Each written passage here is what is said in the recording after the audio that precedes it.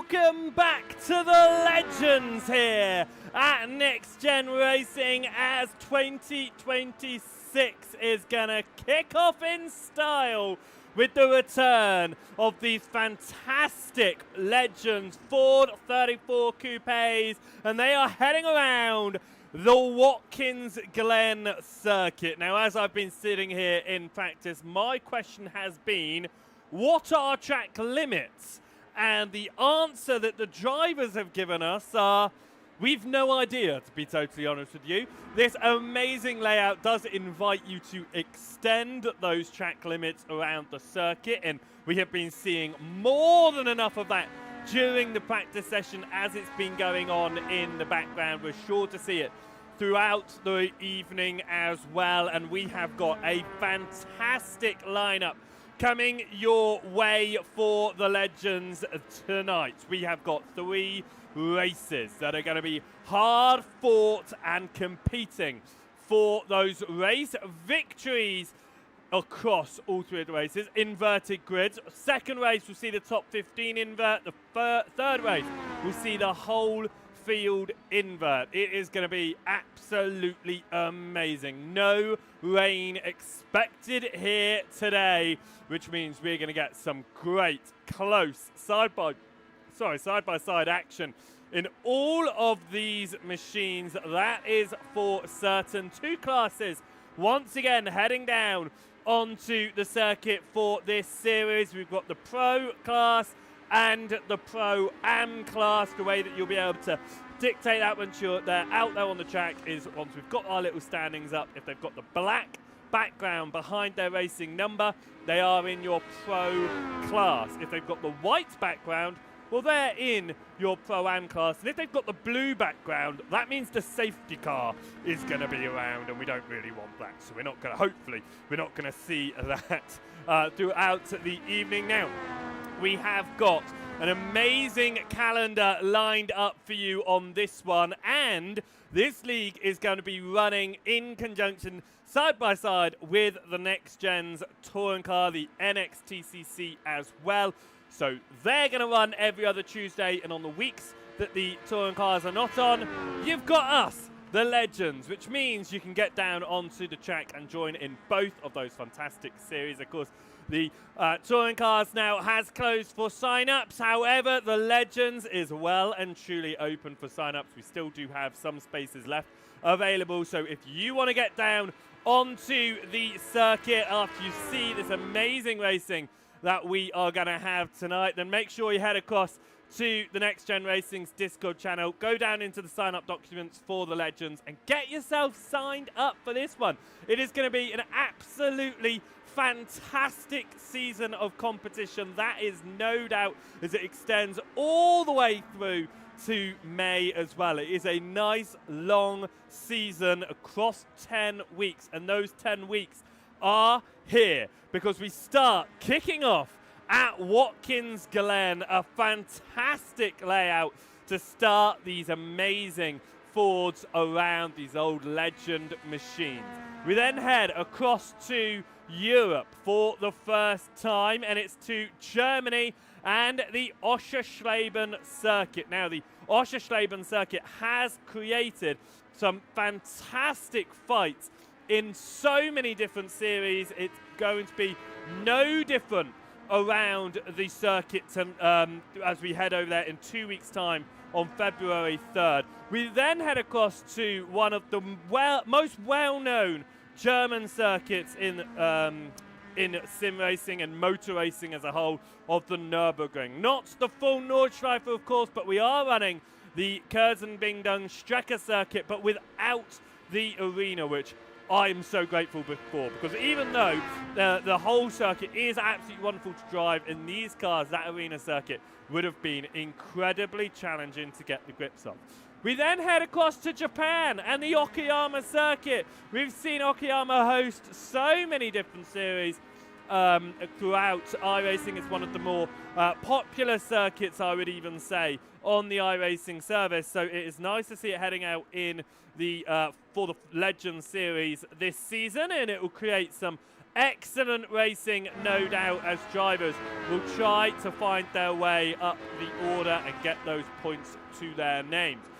We then head back across to the United States and we go to Portland, a circuit that I think is completely underrated. It is a hugely fun circuit to drive.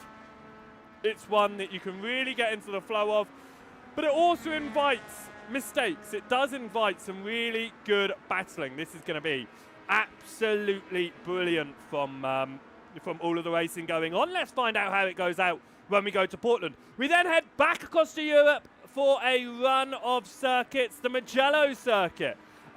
One that I think really came into the limelight of people's understanding of Italian circuits when Formula One ran there during the COVID pandemic, and they went around the Mugello circuit, and people saw how amazing that track really was. Great flow. It's going to be some great racing. We then head across to Hockenheim Ring for the outer circuit, which is going to be extremely fast. It is going to be entertaining. And then we head to the alternate Zolder circuit. Zolder, I think, in terms of sim racing, most famous, of course, for the 23 hours it heads on around there at the end of every year. But for our next gen series, it is going to be the alternate layout that we run. That's the alternate with the chicane being slightly faster. We then head across to Willow Springs stateside again for the 9th round of competition. And as I say, this is a long old season because we finish all the way up on May 26th at the Interlagos circuit. It is going to be a very, very fun season. And hello once again to Roger and to Angie watching over there on the Facebook. I hope you are having a wonderful evening. And this certainly is going to be an absolutely amazing series. It is full of entertainment. It is, of course, following that seriousness that we have of the Next Gen Leagues, but it does host its own craziness out there as well, with all of the different drivers going out there. Drivers that are used to front-wheel drive TCRs, drivers that are used to GT3s, and now we're putting them out there and saying, hey, you know this car from like years and years ago? Well, we want you to drive it. Good luck. And that's basically all we've done. And they're going to be going out onto the track and giving that a go. Now, like I said, this circuit, the Watkins Glen track that they're racing today, it's the classic layout. It's the international layout, which means no chicane, no boots. It is literally just a nice flowing track with the main braking points being turn number 1, being up at the top end of the circuit, which I think is turn number 5, and of course at the very end of the lap. That's about it. And all of those corners, you're going to see drivers go a little bit off the circuit. And by a little bit off the circuit, I've been watching turn 1 for most of this practice session. The racing track ends. There's about a huge runoff area before the wall. Now, in any other series, any other car, you would imagine, stick it on the track and we will leave all of that. No, they've paid for the track. They're going to use it. They've been going all the way up to that wall, and I expect the same again during the race sessions. Now, of course, because drivers are heading off the track, same rules apply. If a driver leaves the circuit, it's up to them to rejoin safely, which means, yes, you can find the speed by running wide, going off the track at turn number 1 in particular, but getting yourself back on safely is up to you, which means if you've got a whole stream of drivers down your inside and you can't find your way on, well, bad luck. You're the one who's going to have to wait for them all to go through. How's it going to turn out? We're going to see tonight. It is going to be absolutely fantastic. We have a nice field of drivers, and as we were talking through the calendar there, I was a little bit slower than normal because we had one last driver jump into the serve, and I just needed to make sure that they had a class badge to their name. So let's head down onto the track here. We have got about 5 more minutes left in this practice session. I just want to show you the field of drivers that we have out there going for the first event of the season. Black background drivers. They are our pro drivers. Nick Clibbins, Kieran Sharp, names that we are familiar with in the NXTCC, but also from the last side league that we had where I was in the commentary booth of the Mazdas. and they were names that did find themselves up towards the front and fighting. We got Ben Outria there. Jamie Dory's up there as expected. You've got Isaac Doble in 7th position. You've got Adam Delmont there in 9th. You've got Jack... now, do you know what? I'm going to say this, and I'm probably going to say it wrong, but I'm going to try. It is Jack Pitters, and I was told this yesterday because I'd been pronouncing his name wrong all of yesterday and was eventually told, just remember Brad. So I'm going to do my best there for Jack Pitters, so I say his name correctly. You've also got in that pro class, you've got Craig Twardock, you've got Andrew Pike, you've got some names that we are familiar with, that we are really familiar with, and we are looking to see if they can find their way up towards the front of the field. Then you've got your Pro-Am class. Your Pro-Am class is a secondary class, fighting it out for their own championship. Now, your Pro-Ams, they are going to take the points from their class finishing positions, but they are going to take points away from your pro drivers, because pro drivers take points from their overall finishing positions. So it really does matter for those pros to find their way towards the front. But some really familiar Pro-Am driver names in there as well. You've got Adam Wilson-Weir at the moment. He's 12th overall, 3rd in class. You've got Michael Clough. You've got Sam Smith, Alan McCain, Nigel Stock, Leslie Brazil. Lots of familiar names there. Matt Gatter, Phil McDougall, names that we saw again in that Mazda Championship before. But there were lots of new names for me tonight out there as well. They were going to see how they can do. Primarily one of those that are standing out to me at the moment is the Pro-Am of Steve Bird there, all the way towards the top of the field. He sits in 3rd overall right now. Of course, as with all of the Next Gen series, classes can be shifted until the end of round number 4, which means that if Stephen Bird is showing this pace, and he continues to show this pace throughout the first 4 rounds, he could find himself shoved up into that Pro Championship, and therefore the Pro-Am Championship will be adjusted accordingly. But let's see what happens. Some other new names up in that in that Pro-Am field. You've got Sam Bradley there. He's 2nd fastest at the moment there. You've got Adrian Hernandez in 19th overall, 9th in class. You've got Jonathan Berry. He's sitting 10th in class right now.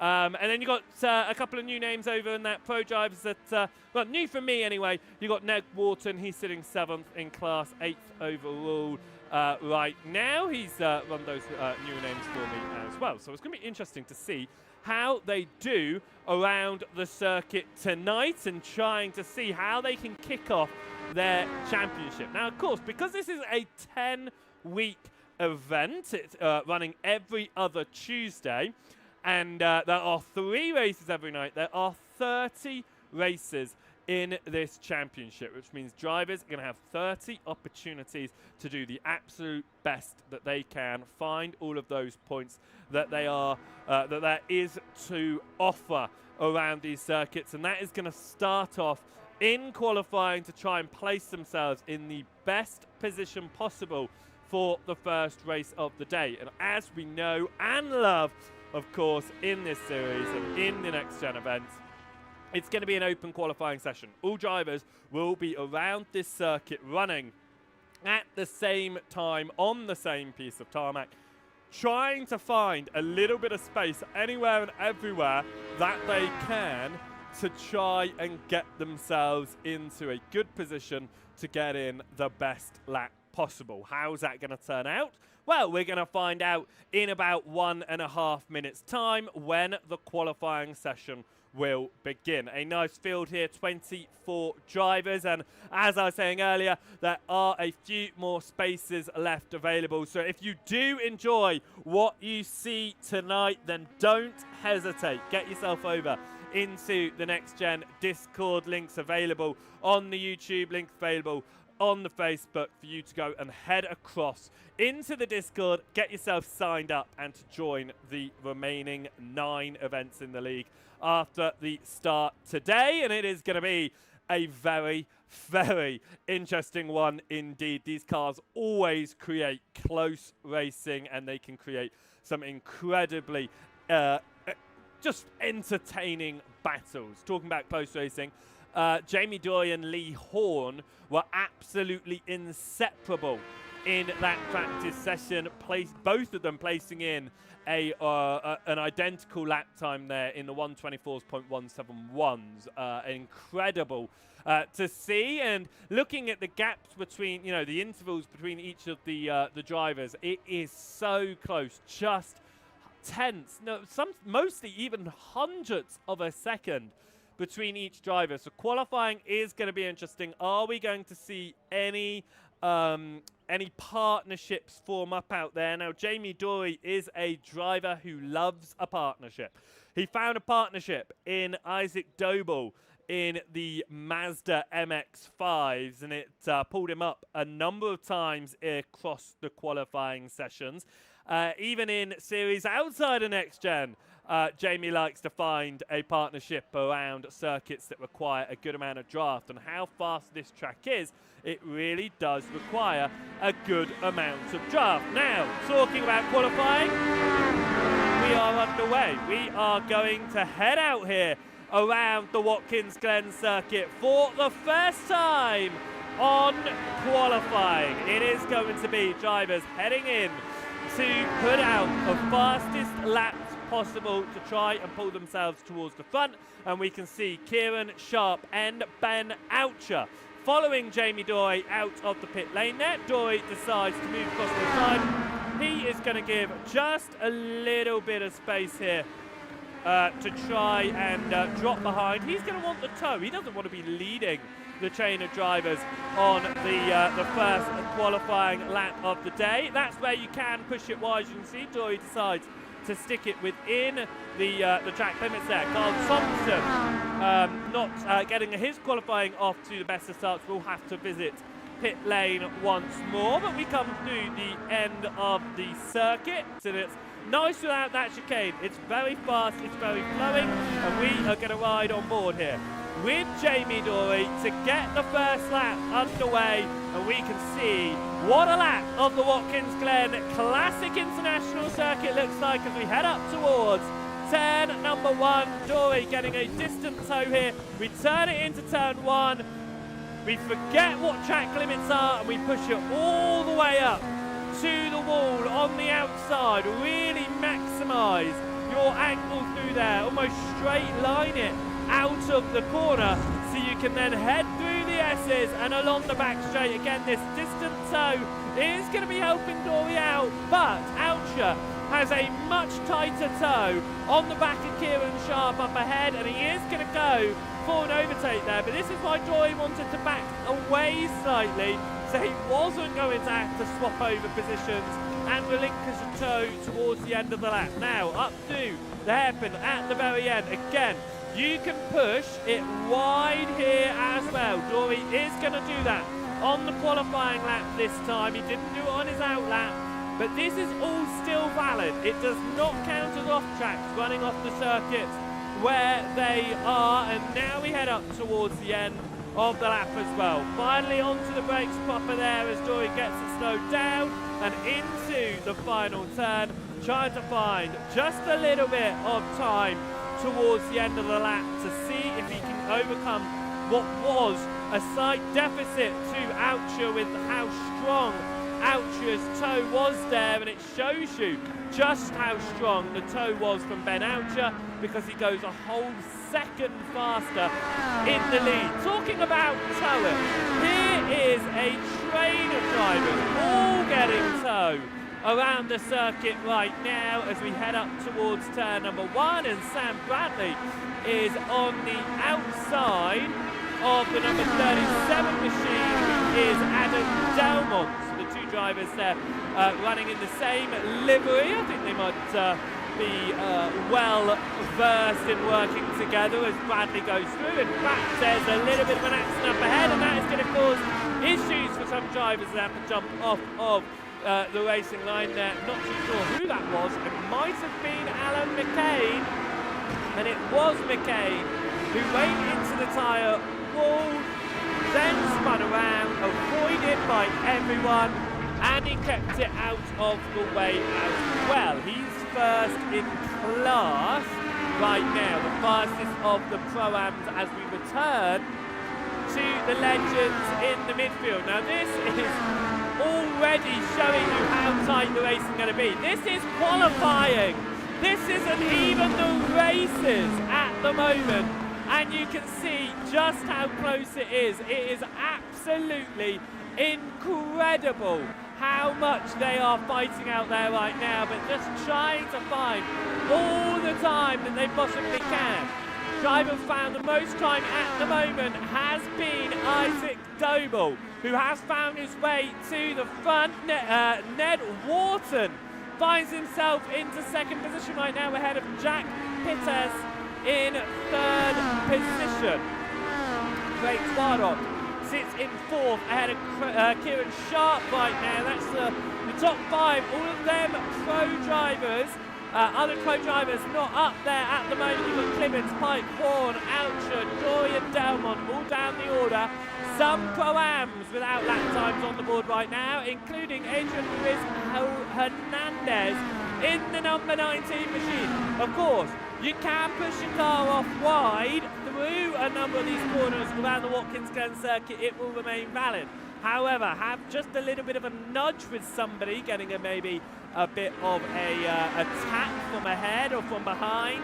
That will invalidate your lap with the 0x. You do have to be careful about any car contact there, as that was Hernandez going past his teammate in the 14 of Matt Gatter, running both them running for gassed up as we head through the final two turns. And seeing if Hernandez is able to get a time in the books this time. Carl Thompson does. Steve Bird also without a time on the board right now. 9 minutes left in this session, and will the 19 of Hernandez get in a valid lap as Delmont improves up to 11th position.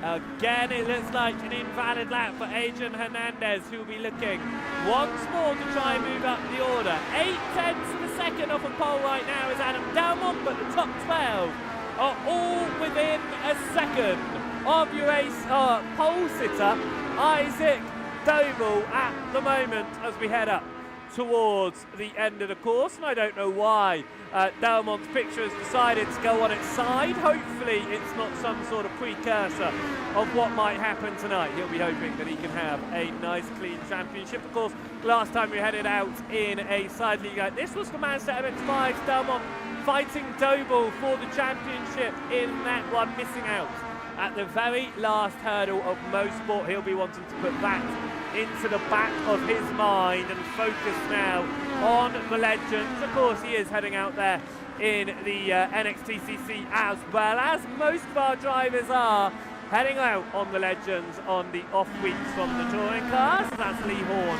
trying to stay out of the way through the final corner there, and he'll be coming up towards the pit lane, I'm sure, as we see a driver into the wall in the background, and it is a collection behind as drivers all come together, and Andrew Pike finds a good amount of speed out there and has moved into second position, less than a 10th of a second off of Isaac Doble, and he has a lovely amount of slipstream ahead of him as well that will be continuing to pull him up further with 7 minutes left to go in this session.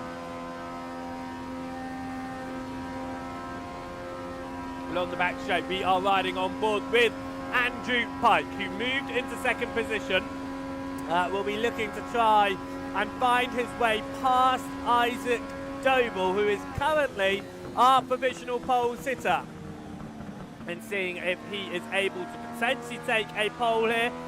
Doble taking a good amount of poles in the last, in the Mazdas, but did not manage to replicate it in the victory count as much, but it didn't matter too much as Pike has to swerve to the left with a number of slowing drivers.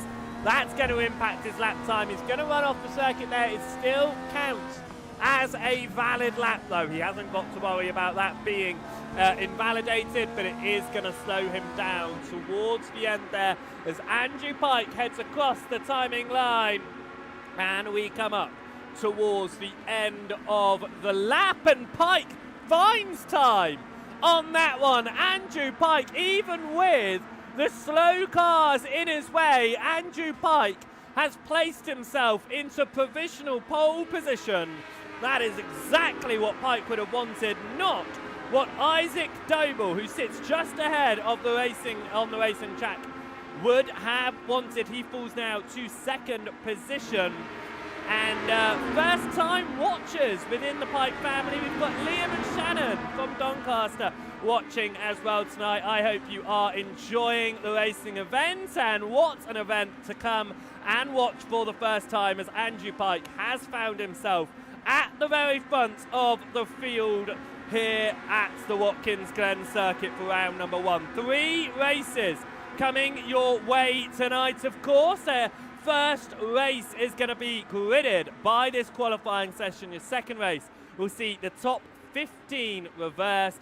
And the third and final race, that's going to see your whole field inverted. And it is always full of mayhem, I would say, in some ways. Excellent racing, I will say, in another way. It's one to stick around with, so no matter where you're watching tonight, over on the Facebook, the YouTube, or the Twitch, make sure you stay around. It is going to be an evening full of excellent, excellent racing. Up towards turn number 1, we watch Adam Delmont. A little bit of a wobble on his rear end there. He has found Jamie Dory to pull him around the circuit at the moment. Both Dory and Delmont at the back end towards the top 10. In fact, Delmont out of the top 10 right now in this qualifying session. We see the top 15 all within 1 second of Andrew Pike at the front. A few of our pros falling towards the back of the field, including Ben Oucher here, who'll be hoping to find a little bit more pace as Kieran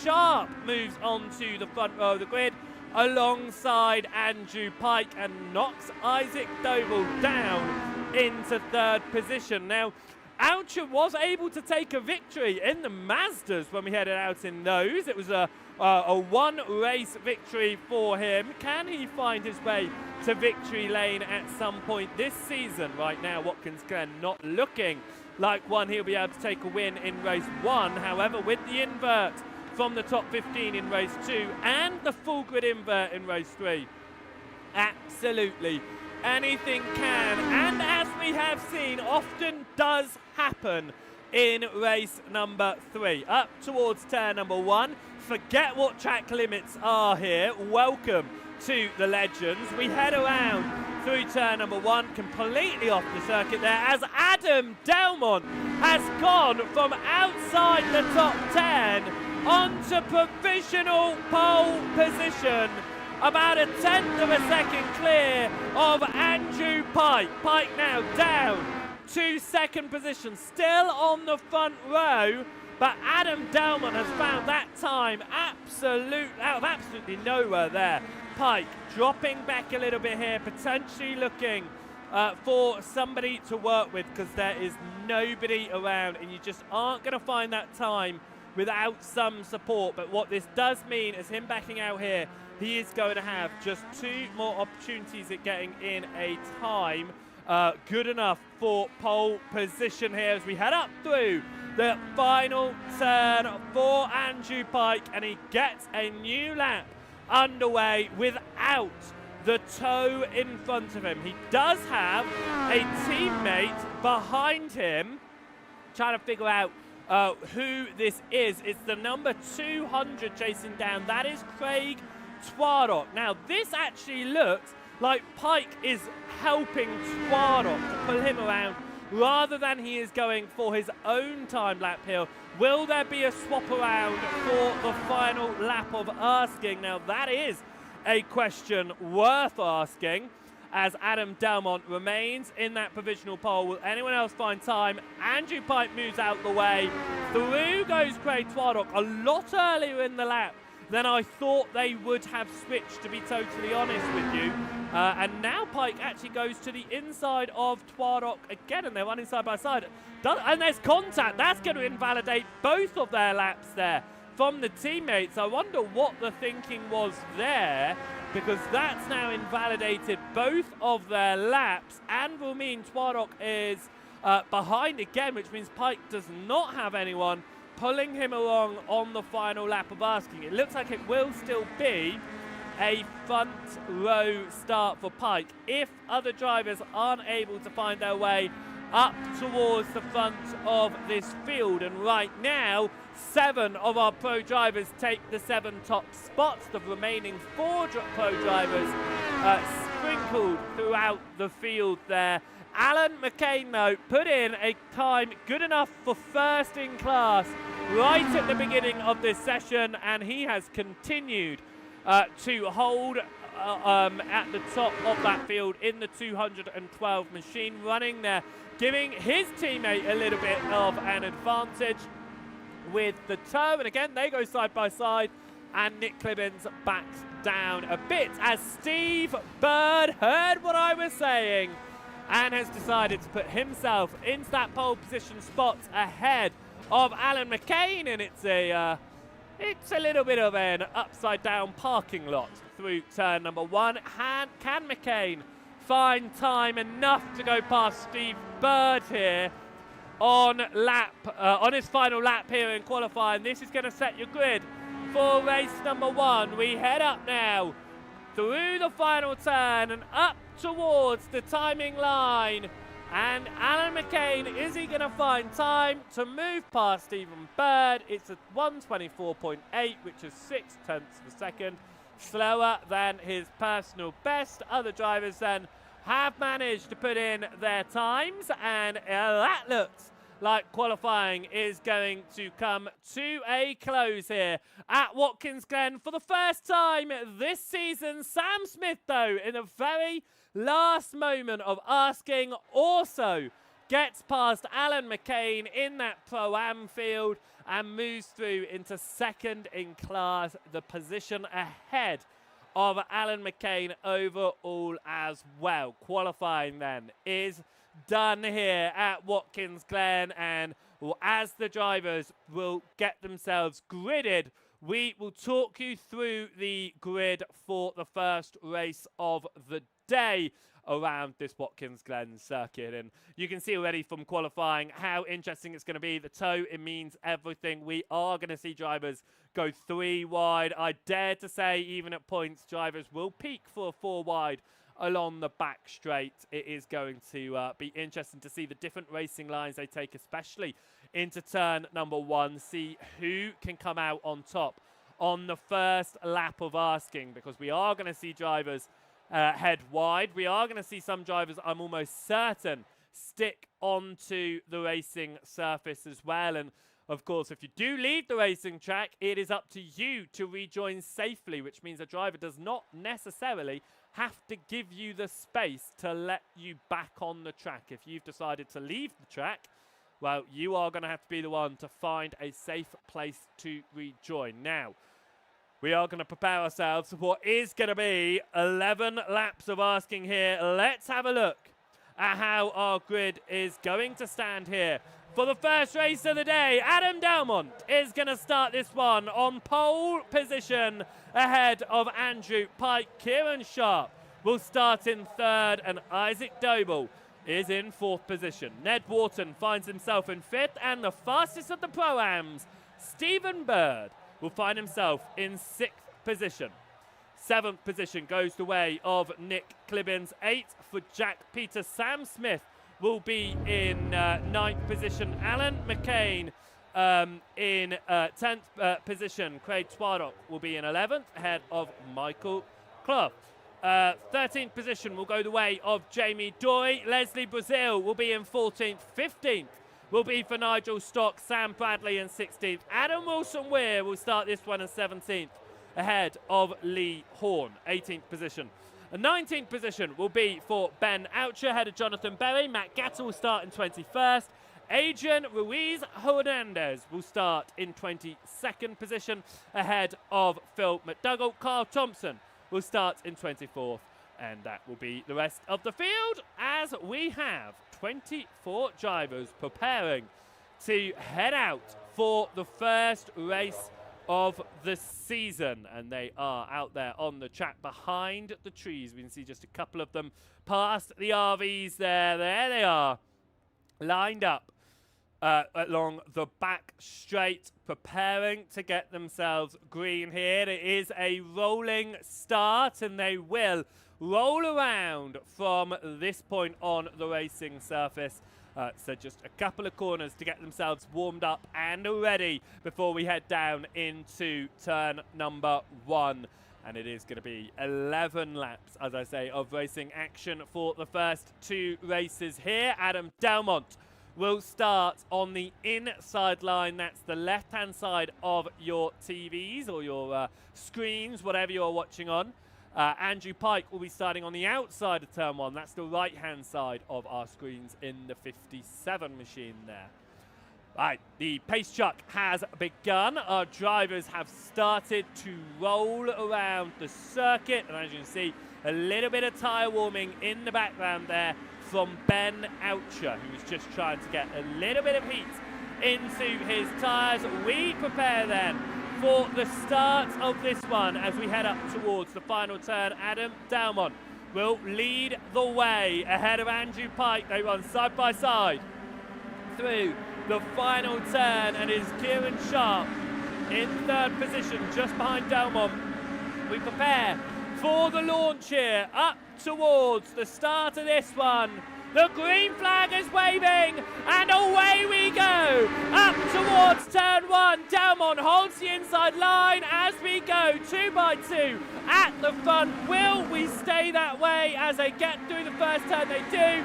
Drivers pushing for different racing lines will have to get on nice and cleanly, and they certainly had done so. Kieran Sharp has found his way up into 3rd position. Pike has fallen down to 5th on the start of this one. As we go through the S's, there's pushing on the right-hand side and an accident in the background as cars go around. Ben Oucher, Adam Wilson-Weir and Phil McDougall involved in that one, and they will have to recover in the early stages of this race. Up to the hairpin for the first time in Nick Clibbins. Looks to try and take the lead in this race from 6th on the grid here. On lap number 1, it's going to go 3 wide, mid-corner there, and they will all fight it out as we might even go 4 wide for the race lead here on the opening lap of the race. Now it settles down 2 by 2 as we go into the penultimate lap. A little bit of a wobble there from the 23 of Kieran Sharp. Craig Twardock has managed to make his way towards the front as well, but it is a gaggle of cars towards the front trying to do anything they can to get it towards the very front of this field. Adam Delmont from pole position has fallen down, and it's an accident on the timing line, and around goes Delmont, and over goes the 50 machine and up into the air. We see more drivers involved as cars are over and broken in that one. We see a safety car deployed here as we calm it down, as we get this one under safety car in the early stages.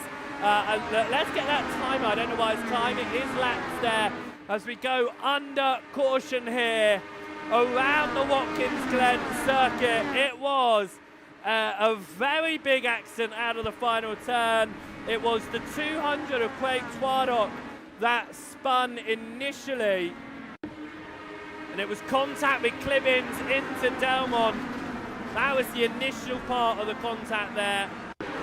This was then Delmont and over the, it's at the 65 or the 56. I lost the car number there. And look at that, the 14 as well just goes over in all of that huge accident. I think it might have been the 65 of Isaac Doble who ended up upside down. It was Isaac Doble who ended up upside down on the outside, as then there was another car as well that rolled over, and over the top of Doble, it was the 14 of Matt Gatter who ended up over the top of Doble. Let's see if we can get a view from Isaac Doble's there as we head up towards the timing line. There's the initial bit of contact between the 200 and Clibbins there. Delmont around and into Isaac Doble, who just goes up and over. But for Doble, the ordeal's not over. He settles himself, ready to go, and there's a car on top of him.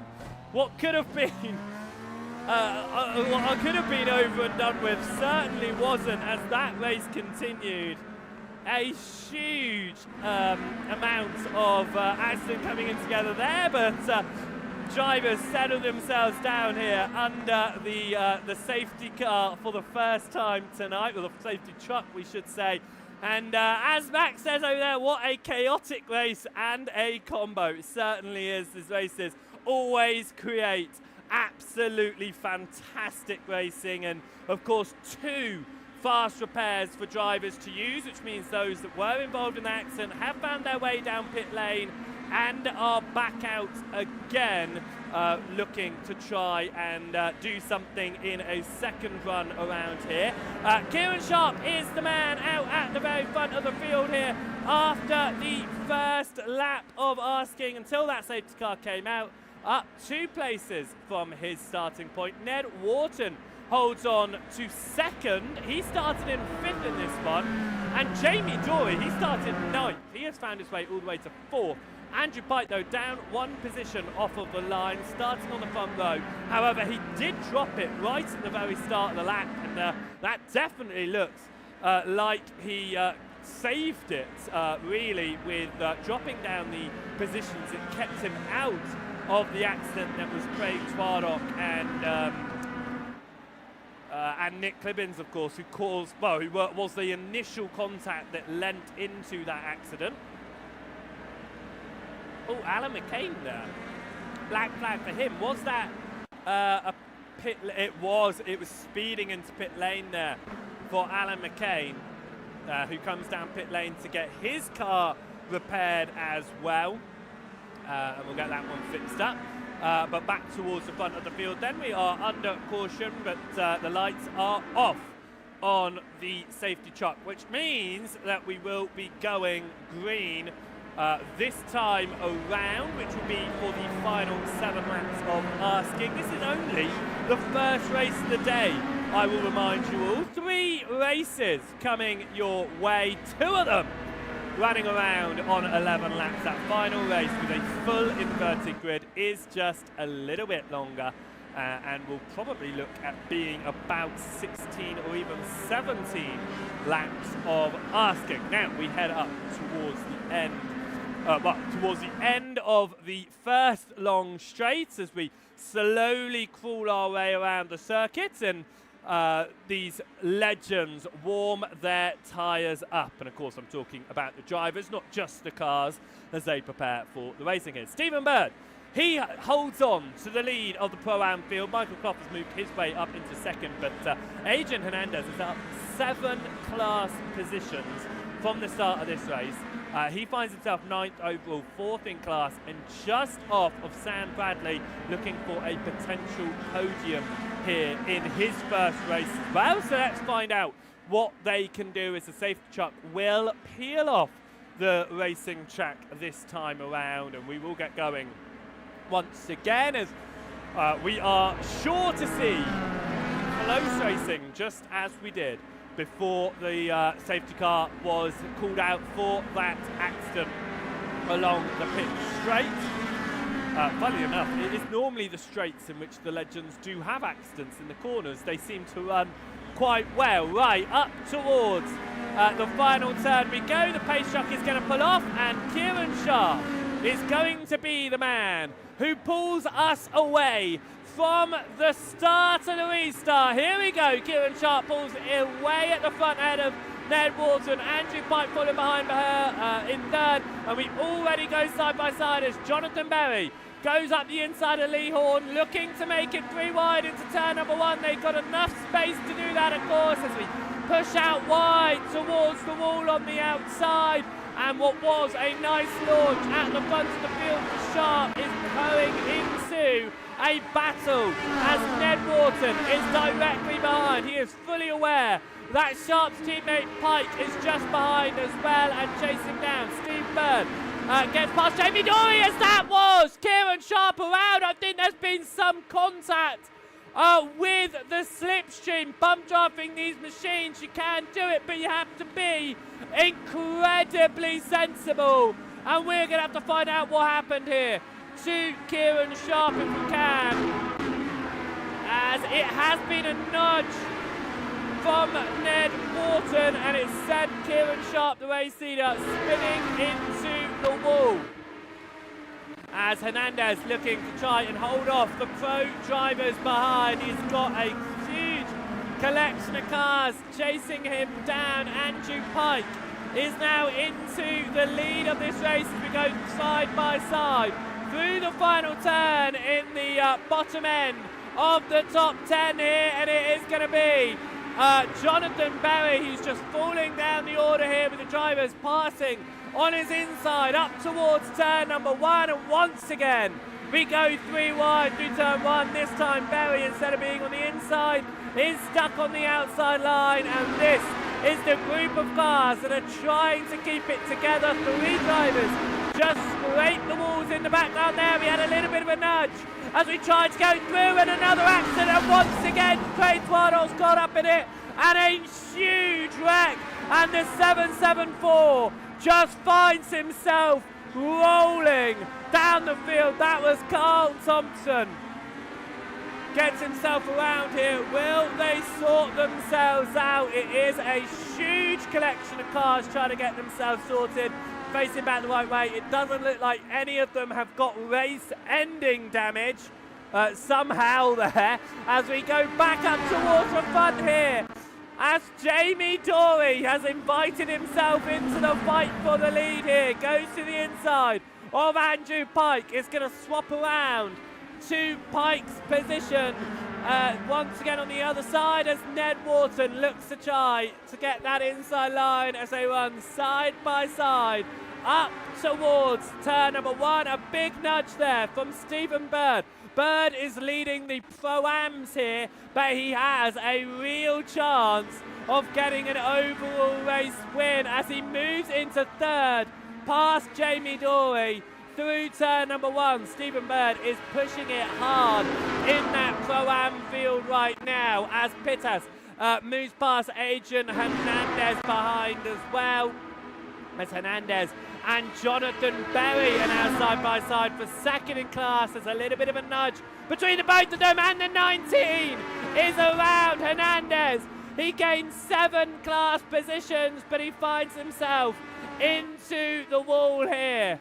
Back up towards the front of the field. Jamie Dory on the outside line, trying to get back past Stephen Bird, but can't do it. That's Nick Clibbins just behind as well, looking out towards this fight ahead. Andrew Pike and Ned Wharton go side by side, and Bird goes to the lead of the race. Stephen Bird, the Pro-Am driver, has just found his way to the very front of the field. Andrew Pike and Ned Wharton still running side by side in their fight for what is now 2nd position. Across the timing line we go, and Pike's back into the lead with the toe. Wharton trying to push in, follow through, can't quite do it. Through turn number 1 they go, just stretching all of the limits they possibly can, especially there from Bird, who ran all the way up towards the wall. This is the 5-car fight for the overall race lead, and it is in with the mix of that 88 machine, the Pro-Am leader. Dory touches Ned Wharton on the bottom there to push up towards the hairpin, as Bird does the same to Andrew Pike on the outside. Clibbins just weaving behind. He doesn't want to get too close to the fight ahead because he knows something is going to happen, and he is going to try and take advantage of that. Wharton flies through into the lead of the race. Pike holds on to 2nd, Dory in 3rd. Stephen Bird in 4th position. It could be once again side by side at the front of this one, with Pike to the inside of Wharton up towards the penultimate turn here. It is side by side. Wharton holds the wider line though. Dory and Bird still side by side behind as well. Back onto the racing line comes Ned Wharton. Of course, you can push out as wide as you want around this circuit. It's the great thing about this track. Now up the inside goes Andrew Pike to try and regain the lead here, as a big push on the inside line. Dory into Bird, into Wharton, but Pike holds that speed. But Pike goes around, no! Andrew Pike spins from the lead of the race, gets it back going again. We'll have to find the speed. Is down in 5th position and has Jack Pittas here chasing on, looking to try and get that position, and he does so. A shame there for Andrew Pike, who will have to try again in race number 2. Isaac Doble is towards Magnus Field after that earlier accident. It looks like he's got into more issues with that front end damage. He is chasing, chasing down Adam Wilson-Weir and Leslie Brazil here outside of the top 10.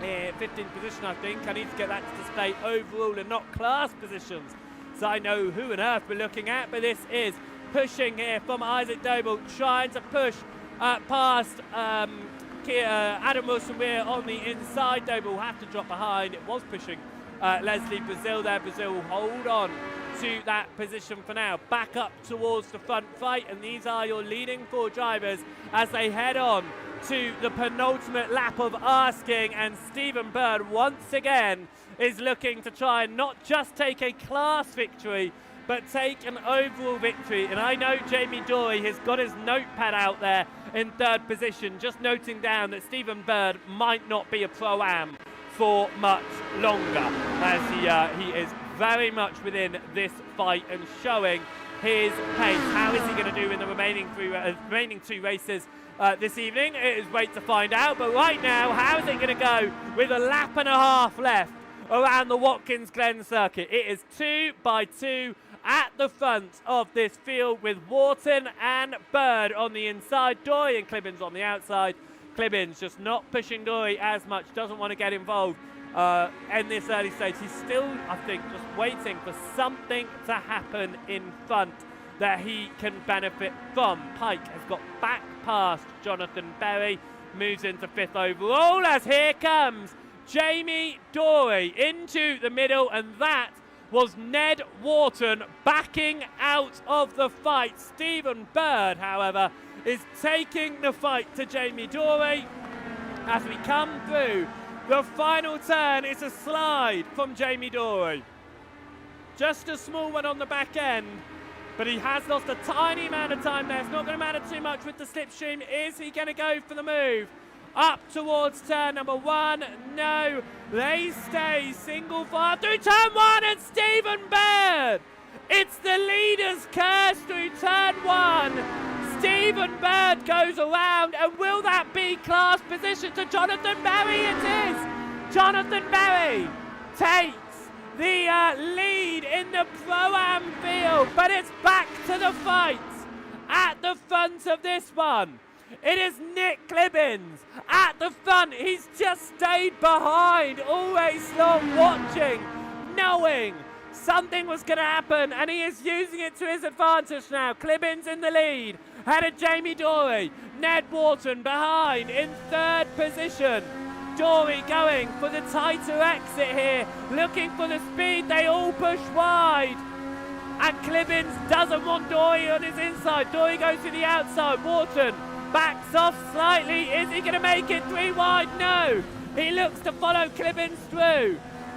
Clibbins gets the speed. He just needs to get the final corner done right. And Nick Clibbins, sitting behind all race long, will take the victory here at Watkins Glen. Who will take 2nd? It's Jamie Dory ahead of Ned Wharton. Pike will take 4th. Pittas will take 5th, and Jonathan Berry takes 6th, and the winning class, Stephen Bird, losing out at the end. Adam Delmont takes 8th in this one, ahead of Craig Twardock. Alan McCain comes home across the line. It's a fight to the line between Stock and Oucher, and it went the way of Stock in the end.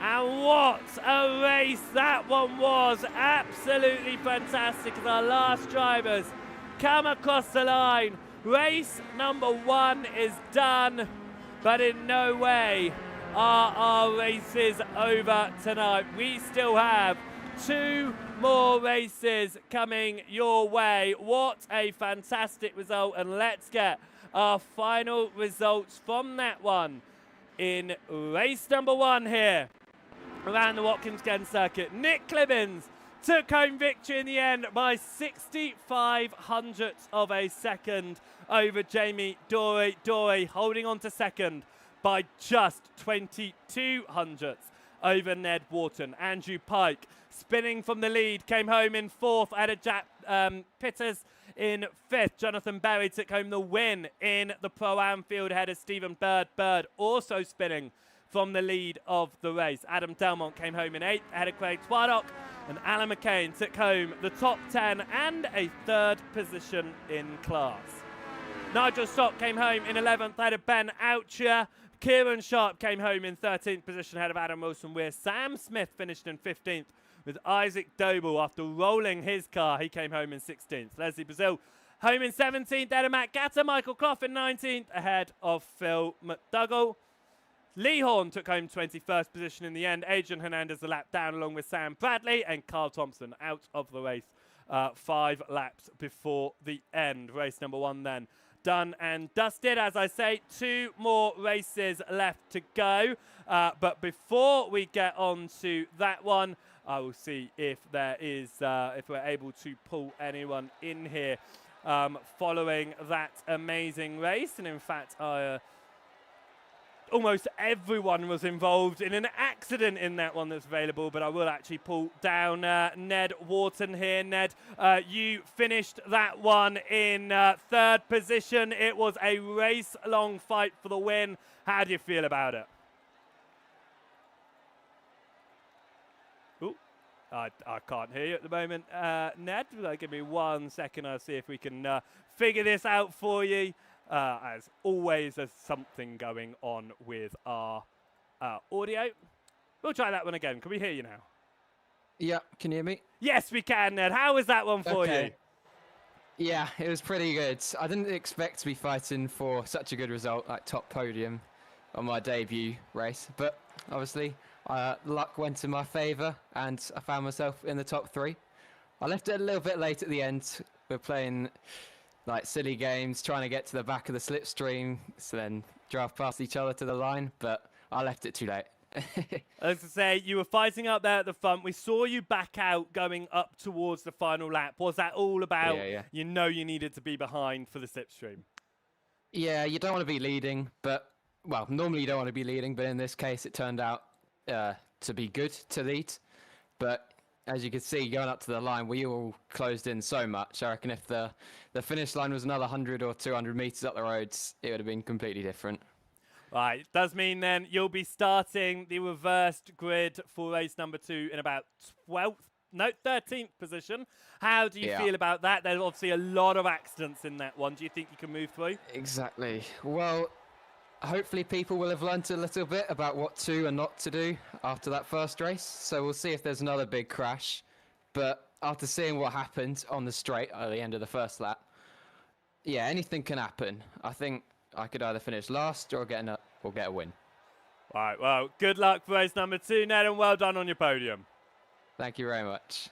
Ned Wharton there finishing in 3rd position overall and in that pro class. Race number 2 then is going to come your way very, very shortly, so make sure you don't go anywhere.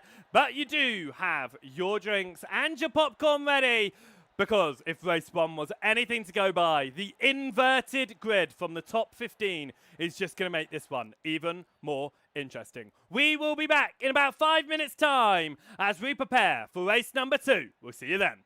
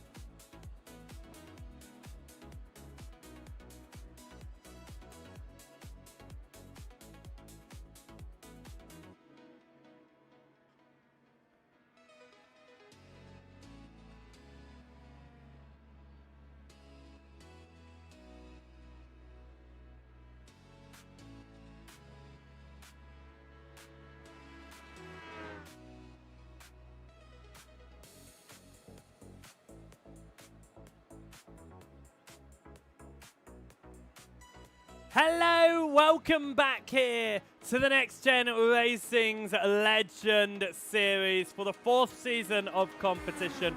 We prepare for the second race of the night around the Watkins Glen circuit. There are still spaces available if you want to get involved, which I don't know who wouldn't after seeing that first race of the night. So make sure that you head across to the Next Gen Racing's Discord page, which is available through links over on the YouTube and the Facebook streams. It's also available through the QR code available here as well, or just search up Next Gen over on Facebook or YouTube. Now, these spaces are going to go very, very quickly, I'm sure, after tonight, so don't hesitate. Get yourself signed up. These races are going to be racing every other Tuesday when the Next Gen's Touring Car Series, the NXTCC, is not on, so it's going to be running in parallel with that. So make sure that you get yourself signed up and come and visit us every single Tuesday, where we will see a variety of racing, the Touring Cars one week and the Legends the following week, and we are preparing for our second race of asking. Another 11 laps have been dialed onto that lap counter, and the top 15 have been shuffled around, which means that our race winner of Nick Clibbins is going to find himself in 15th position in this race from the start. Now, of course, we are going to see a number of overtakes. Are we going to see another issue where we did on the front straight before, or even on the back straight where we saw a number of accidents happen as well? Of course, any driver can find themselves working up the order, just as we saw drivers falling back down the order, including Isaac Doble. He started that race in 4th, ended up outside of the top 10, and will be hoping to do something with the second race of the night. We still have 2 more races to go. If you are enjoying watching any of this race, if you're over on the Facebook, make sure you hit that thumbs up button, you follow the Next Gen Facebook page, you share the stream as well with your family and friends.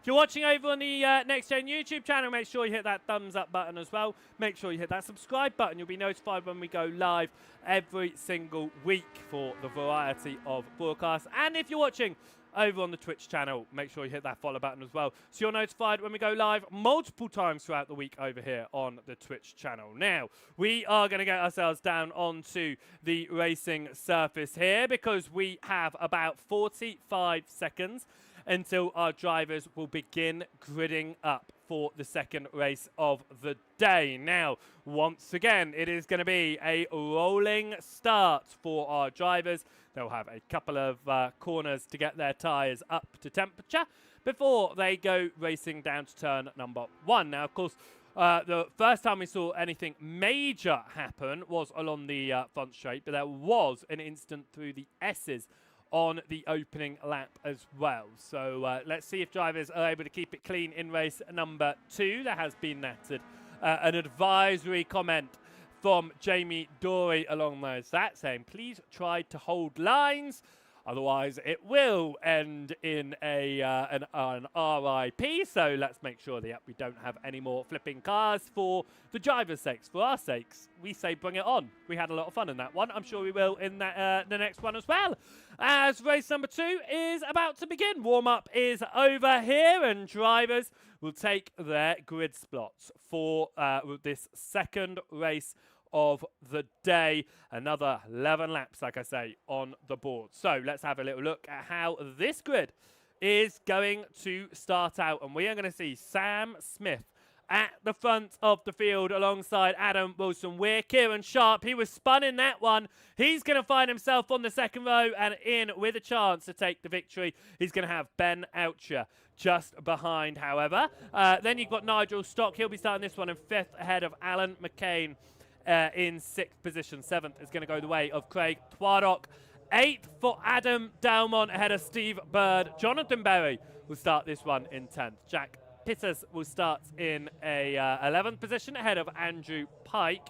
12th position will go, for Andrew Pike. 13th position will go the way of Ned Wharton. Jamie Doyle will start in 14th.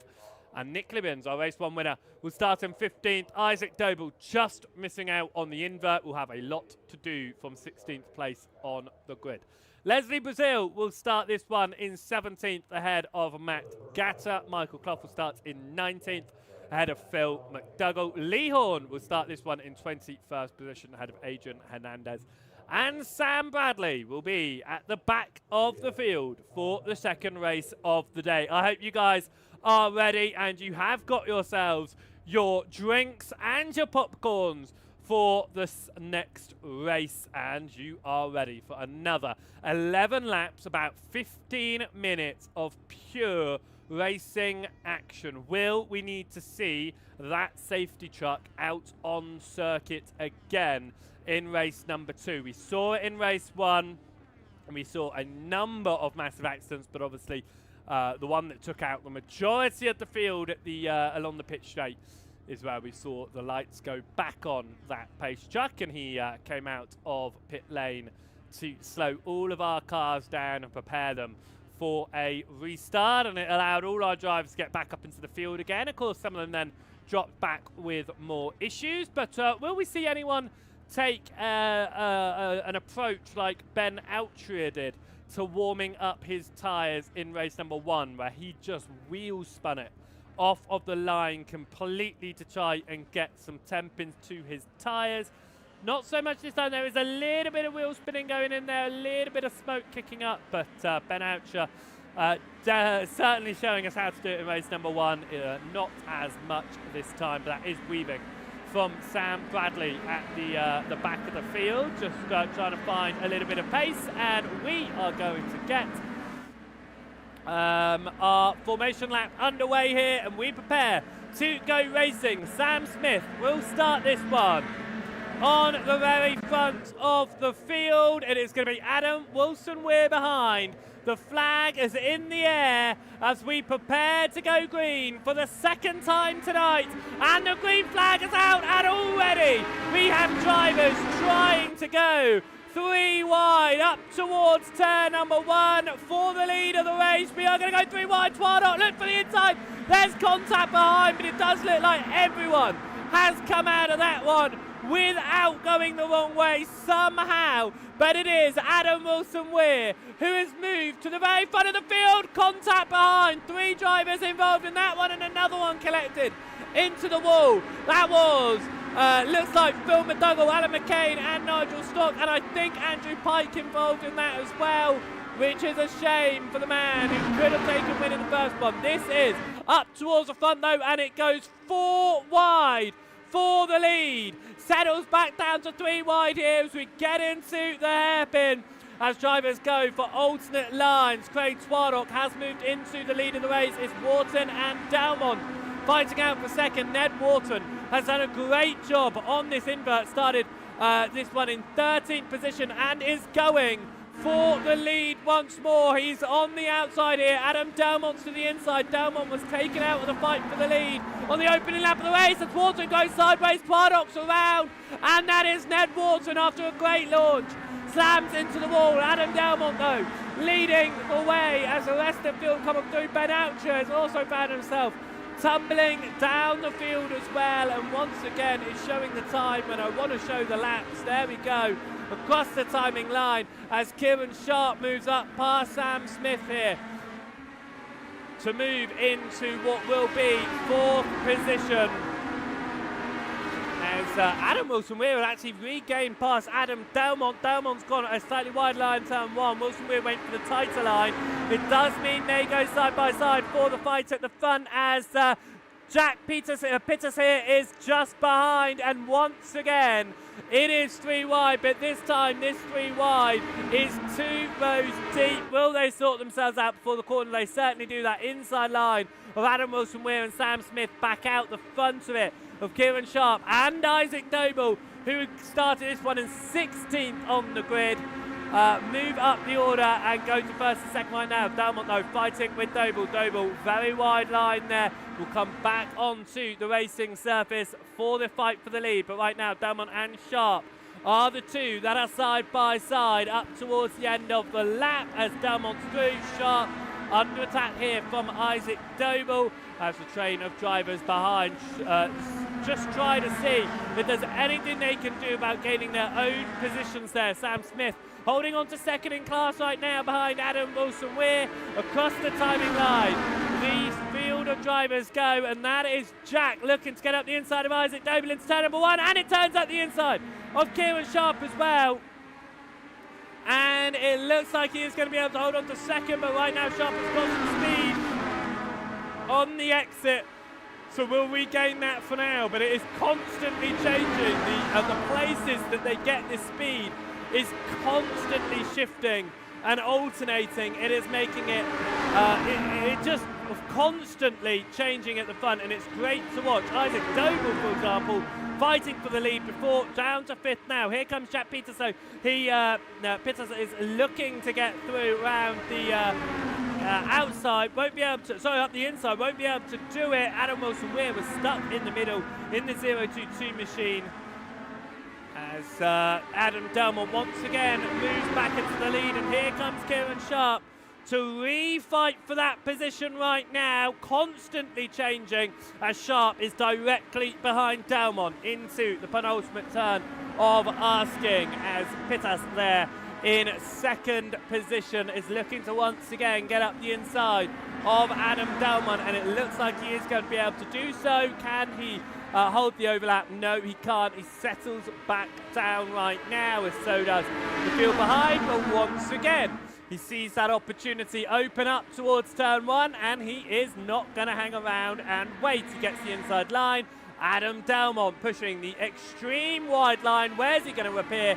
There he is. He's going to reappear, but it is behind Isaac Doble. Now Doble and Delmont are side by side, something I said so often during the Mazdas. Will it become a frequent occurrence here in the Legends? A lot closer racing in this one than the Mazdas. A little bit of a wobble there from Doble, just a little bit of the touch on the bumpers. You can do it, but you have got to be very careful in how you push for the bump draft. Adam Wilson-Weir there, left without any support, as both Pittas and Doble move across to the left-hand side of the racing track, and we go through the hairpin now, and we come out of the back end of the course and up towards the end of the lap, and somehow we're coming up to the end of lap number 4 already without a safety car.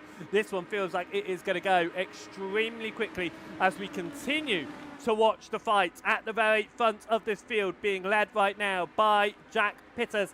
Isaac Doble in second, no, down a third, back up to second. It's side by side with Delmont right now. Sharp and Wilson-Weir were side by side for a moment, but Sharp now looking to push Delmont on that outside. Delmont looks to the inside to regain the lead as they continuously change positions. It's wide from Delmont, and Jack Pittas goes back through, and who was that?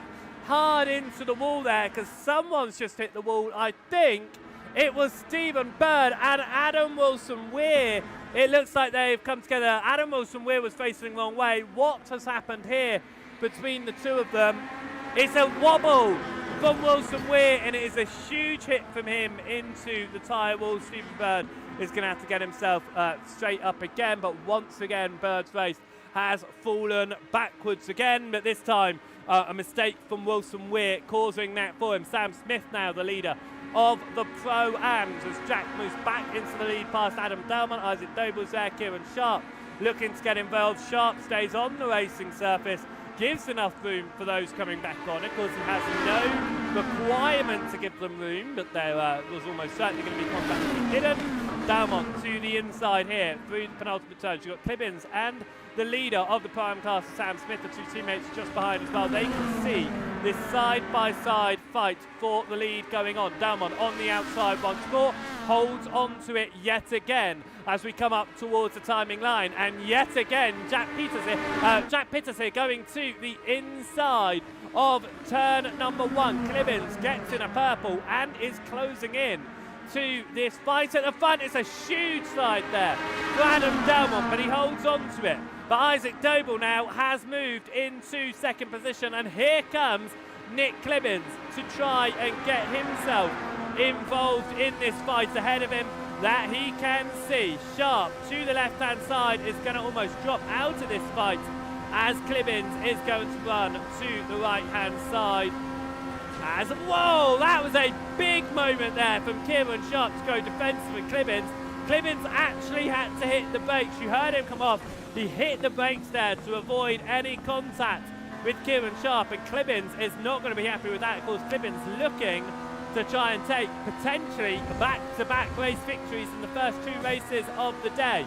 However, up front, it is still side by side, and Delmont is stuck on the outside line here to Isaac Doble as they come through the penultimate turn. It will swap away and back into Delmont's move to the inside of the final turn, and they swap back over, and Delmont is back into second position ahead of Isaac Doble. Kieran Sharp in 4th, and Nick Clibbins still looking on from behind, just seeing what he could potentially do about this fight. Delmont to the inside of turn number 1, moves back into the lead as Sharp and Doble now fight behind, and Delmont had a great turn 1 there, but here comes Pittas again to the inside.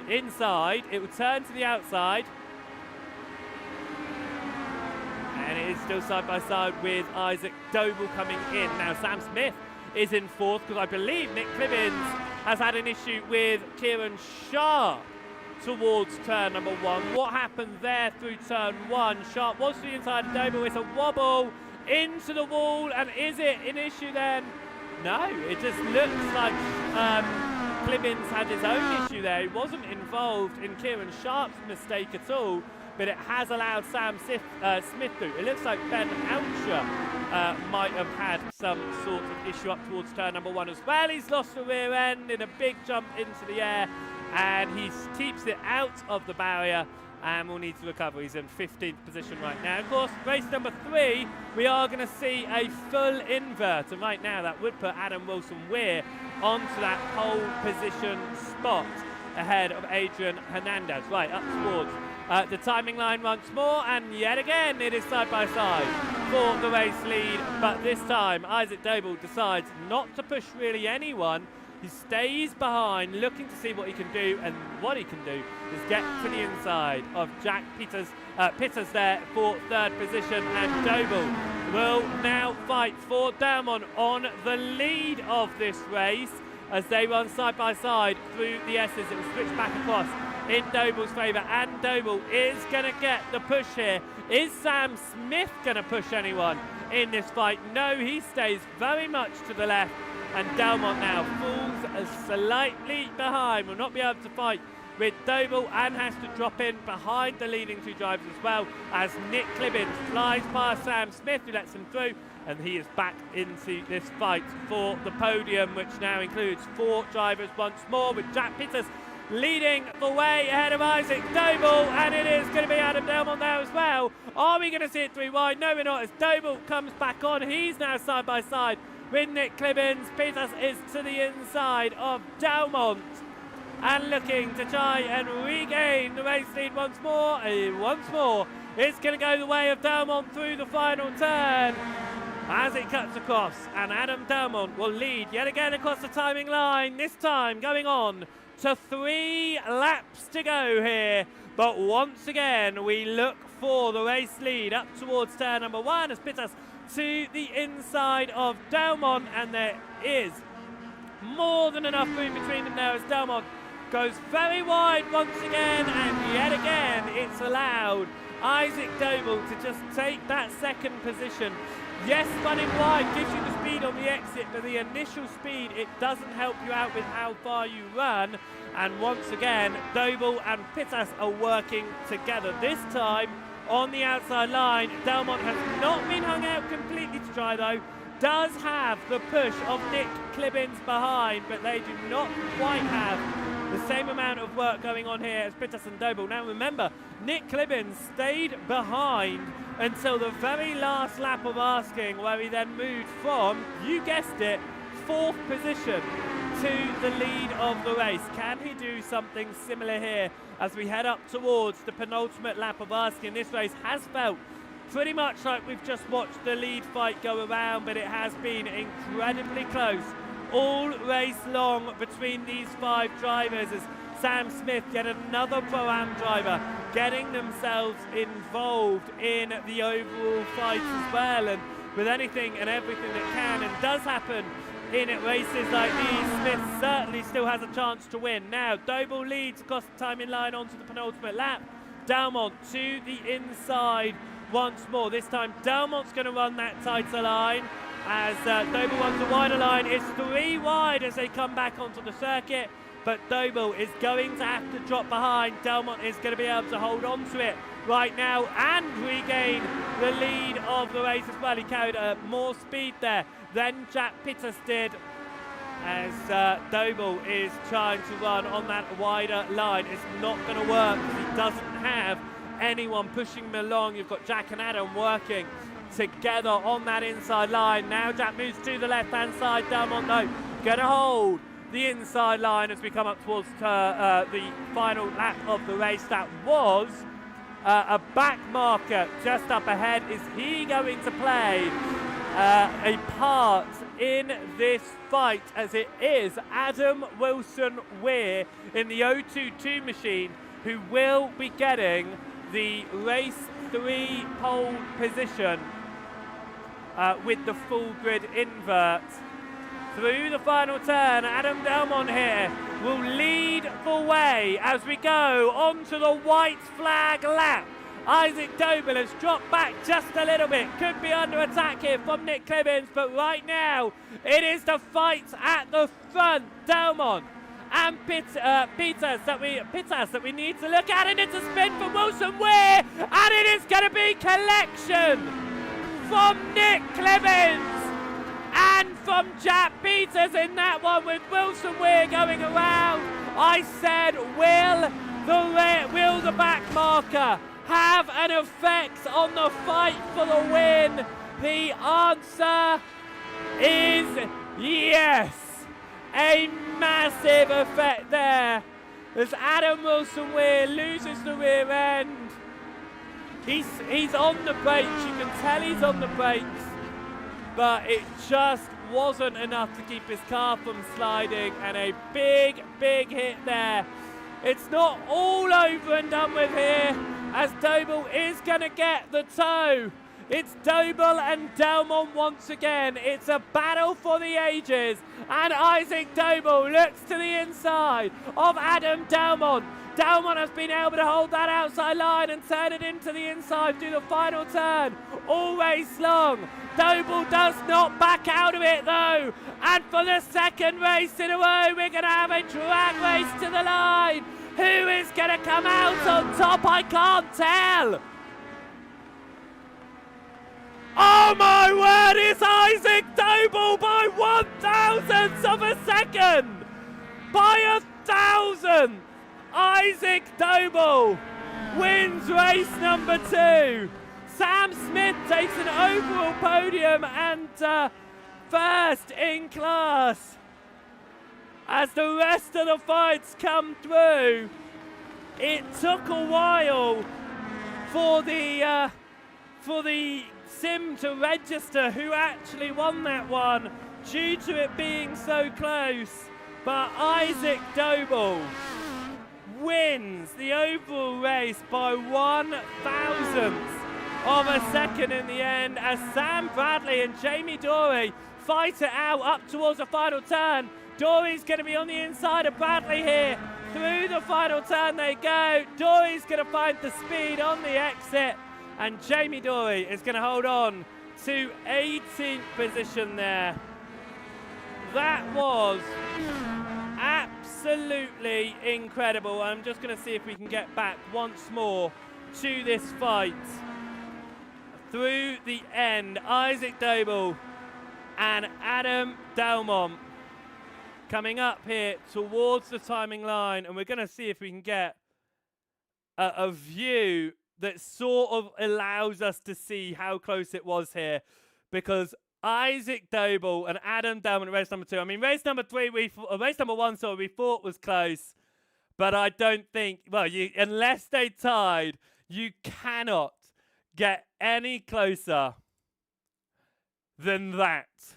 The 65 machine winning by 1/1000th of a second over Adam Dalmont. What a way to end race number 2. Let's get Let's get our race results from that one so we can see the full order of the drivers at the end of race number 2 here. Isaac Doble wins by 1/1000th of a second ahead of Adam Delmont. Sam Smith took home 3rd position. Kieran Sharp, and first in class, we should say. Kieran Sharp took home 4th with Nick Clibbins and 5th. Stephen Bird took home 2nd in class once more. Ned Wharton took home 7th out of Lee Horn, and Jack Pittas, who came home in 9th in the end after that contact on the last lap with Adam Wilson-Witt. Michael Croft came home in 10th position and 3rd in class. 11th went the way of went the way of Craig Twardock. Jonathan Berry came home in 12th. Nigel Stock in 13th ahead of Ben Oucher. Andrew Pike came home in 15th ahead of Alan McCain. Matt Gatter in 17th ahead of Jamie Dory and Sam Bradley. And Phil McDougall rounded out your top 20. Adrian Ruiz Hernandez came home in 21st ahead of Adam Wilson-Weir. And Leslie Brazil finished that one in 23rd position. Now, I think it is only right that we see if we can have a word with the man who won that one by just 1/1000th of a second. Isaac, race number 1 did not go your way. You started in 16th, but you managed to find your way to the very front, even if it was only by a hair. Yeah, I mean, that was such an amazing race there at the front. It's a shame at turn 1 there was an incident on the last lap, because that would have been mega with all of us going for the win, but we didn't fail to put up a good show there at the end on the last lap, only like 0.001 or whatever. So yeah, it was a great race. Yeah, 1/1000th of a second. I genuinely, it took a while for the system to recognise that you had won that one. It was so close. Yeah, you didn't have the best of race ones. Yeah, in fact, rolling over, getting a car landed on top of you. It turned around in race 2, but with the full invert, it means you're going to be starting the next one from the back of the field. Do you think you can make your way back through like you did on that one? Yeah, well, honestly, in this, anything could happen. You can win from any place with the slipstream here. I've hopes I should be able to get to the front by the end of the race and see where I end up. Well, good luck for you with that one. Of course, you're off the back of a Mazda League victory. It's going to be interesting. As you say, anyone can win from anywhere. I think that stands for quite a lot of the circuits we go through this season as well. So how are you feeling? Do you think you could take another championship? I'll try my best, but I think it's going to be about consistency, really. Not getting caught up in too many of the big crashes that might happen and trying to accumulate as much points as possible. Right, well done for your win here, Isaac, and good luck for the inverted race 3. Thank you. Isaac Doble there, coming home a victor by just 1/1000th of a second. And as he mentioned, it all came to a head on that last lap. Of course, lap 1 accident. Unfortunate that took out what could have been a four-car fight for the lead. Came down to the 2-car fight, but it was a great fight to watch. Race number 3, your long race of the evening. It's going to be about 17 laps of asking. It's going to be in the way in about 5 minutes' time. So make sure that you've refilled your drinks, you've refilled your popcorn, because we're going to have a full inverted grid. Our drivers at the front are going to find themselves all the way at the very back, and vice versa. So don't go anywhere. Race number 3 is coming up in about 5 minutes' time. We'll catch you then.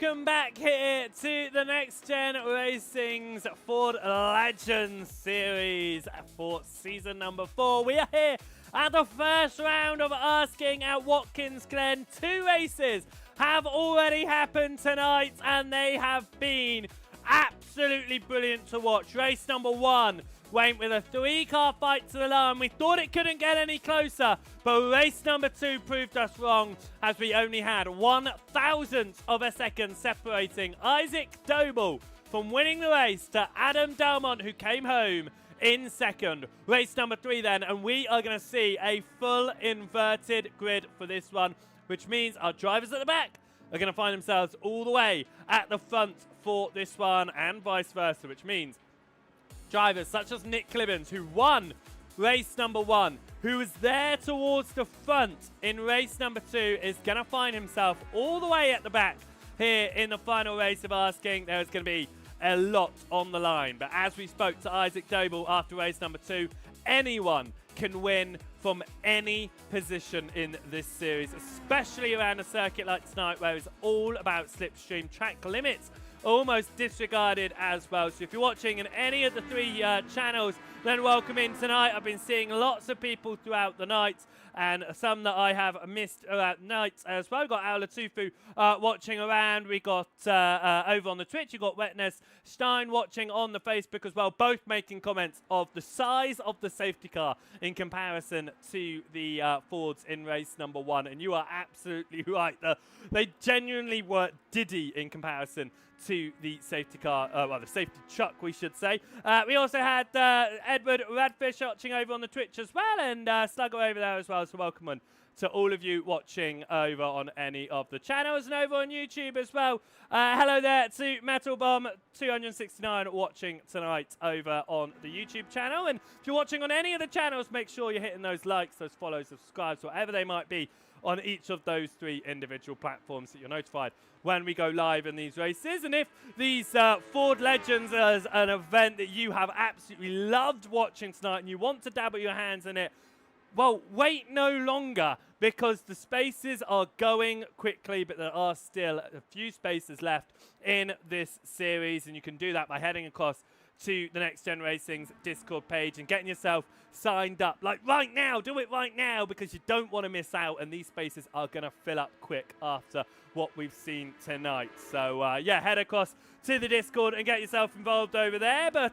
here around the Watkins Glen circuit, we are preparing our final race of the evening with a fully inverted field, a slightly longer race at play as well, which means drivers are going to have just that little bit longer to think about how they want to move through this field, especially those such as Nick Clibbins and Isaac Doble, both taking a win so far in the overall races.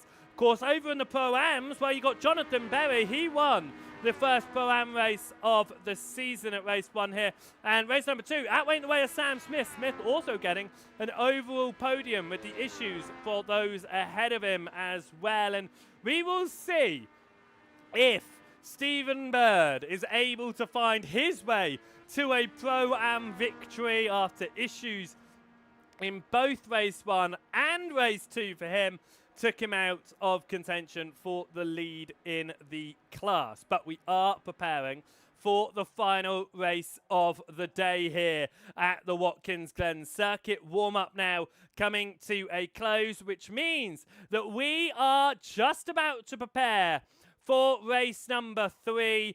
18 laps will be on the clock for this one.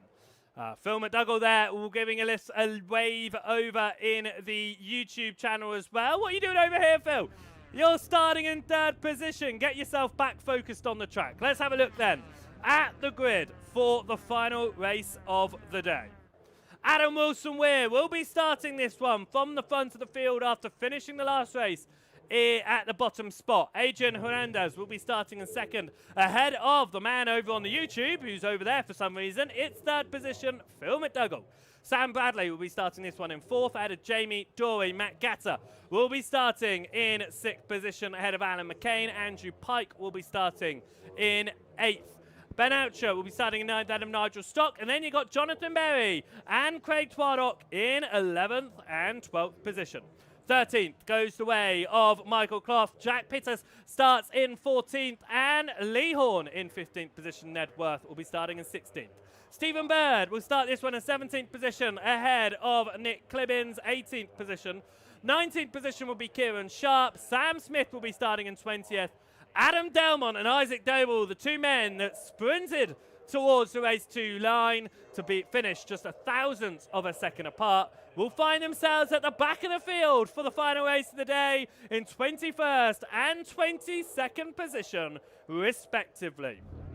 Here the field is then, preparing to start this rolling start that we have seen tonight. 18 laps on the board for this one. We have seen 2 11-lap races go down to the wire. It is going to be no different here for race number 3, but who is going to be the driver at the very front of the field in the end? Jamie Dorey is the highest man sat in the pro class, 5th overall after a poor race 2. You've then got Andrew Pike and Ben Oucher. Pike, who qualified in 2nd, has not been able to see that replicated after spinning in race 1. He ran around in race 2. Can he do something from 8th on the grid here? And Ben Oucher, the only other pro driver inside the top 10, is starting this one in 9th position. Right, we are getting started for this formation lap and for race number 3 here around the Watkins Glen circuit. Let's see what we can do as we come up towards the final turn. Formation lap is out. Adam Wilson-Weir will call us to green ahead of Adrian Hernandez.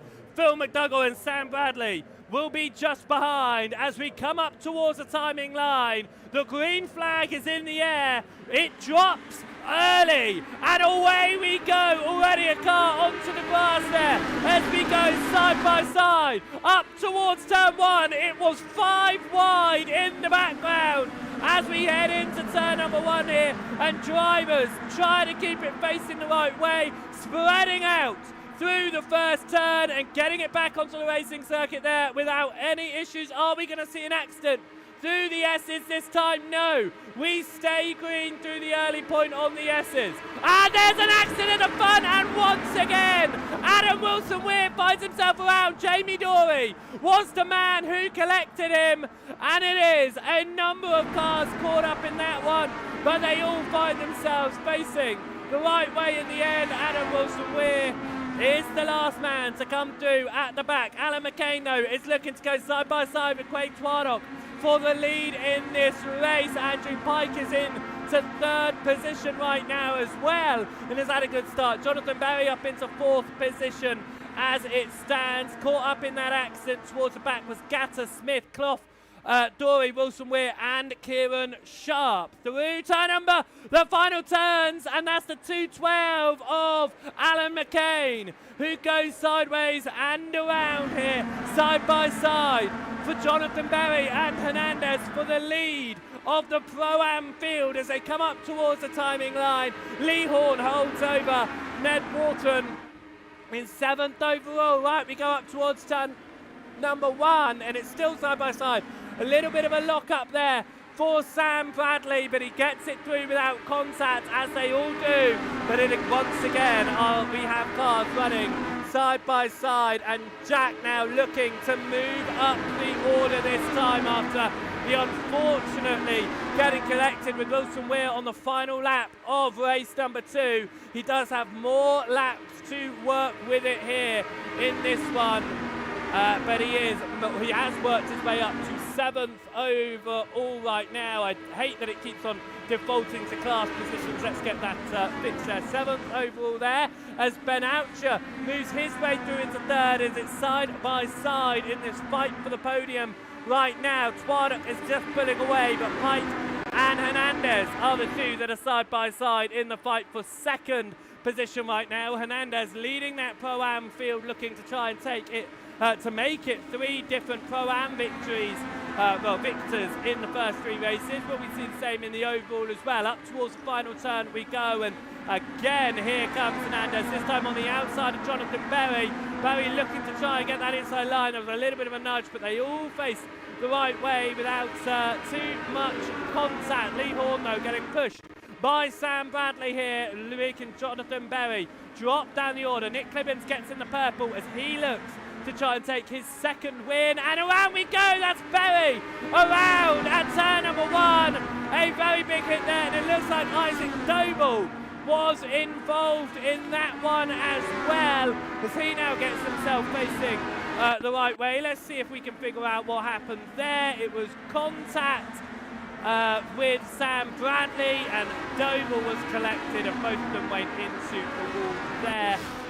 But they are both going again, so just showing that consistency is what matters, as Doble says. And right now, Doble has 1 poor result, a race win, and what is turning into another poor result for him. But the fight for 13th position is ongoing in the background, and for the second time today, we are going to see the safety truck come out of the pits. And because we have got the safety truck, it means drivers will have to maintain their position from the moment it comes out. No fighting to the racing line in this one, as drivers get themselves around and sort themselves out. Let's have a look then at a few of those. It looks like this was just that initial contact, well, the contact we saw at turn number 1 that a number of cars were involved in. It doesn't look like there was much else going on actually that would have warranted that safety car. Matt Gatter's had an issue. We didn't see this one. That was Gatter going around at turn number 1 in the 14. He keeps it out of the way though. This was Alan McCain. He went around on the first lap. It was contact with Berry that sent him around, spinning, and then collected as well. Caught up in that one. Then we had, this was the accident behind. That was sharp. That was the very end of the accident. Let's have another look at this one, because this was the lap 1 wreck, of course. It was smoke already up ahead. Jamie Dory collecting Wilson Weir, and then Kieran Sharp was caught up right at the end of that one, which was a real shame. It's just a number of cars getting caught up in wrecks in the early stages of that race, but a number of smaller incidents here. I'm not too sure what caused the safety truck to actually come out.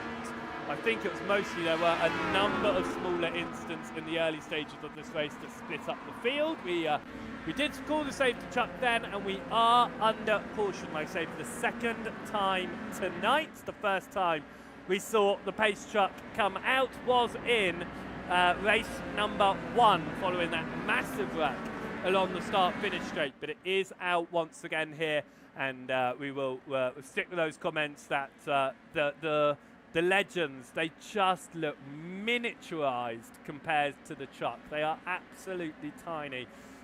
It almost feels like we're watching juniors go out racing. You know, they feel like there could be 6-year-olds in those cars. Like the truck's just a good-sized truck, and then we have some 6-year-olds racing behind. Don't let them know I said that. They'll start thinking I'm commenting on their driving. That's certainly not what I am. They've now seen me behind the wheel of a car as I race in the NXTGEN's Touring Car Series every other Tuesday.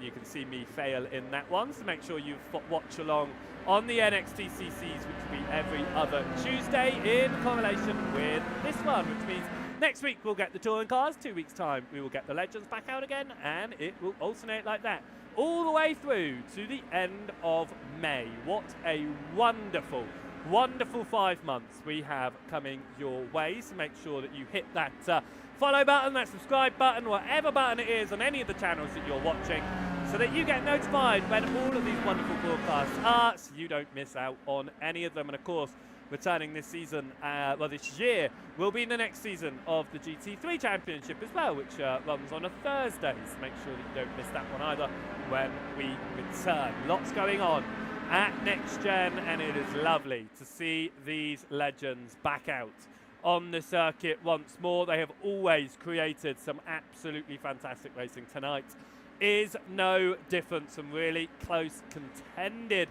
battles. Craig Twardock has found his way to the front of the field after getting involved in a number of incidents in the first race of the day. Ben Oucher sits there in second, and Andrew Pike has recovered into third. Jack Peters did have some issues in the second race of the day, but he is back into fourth position.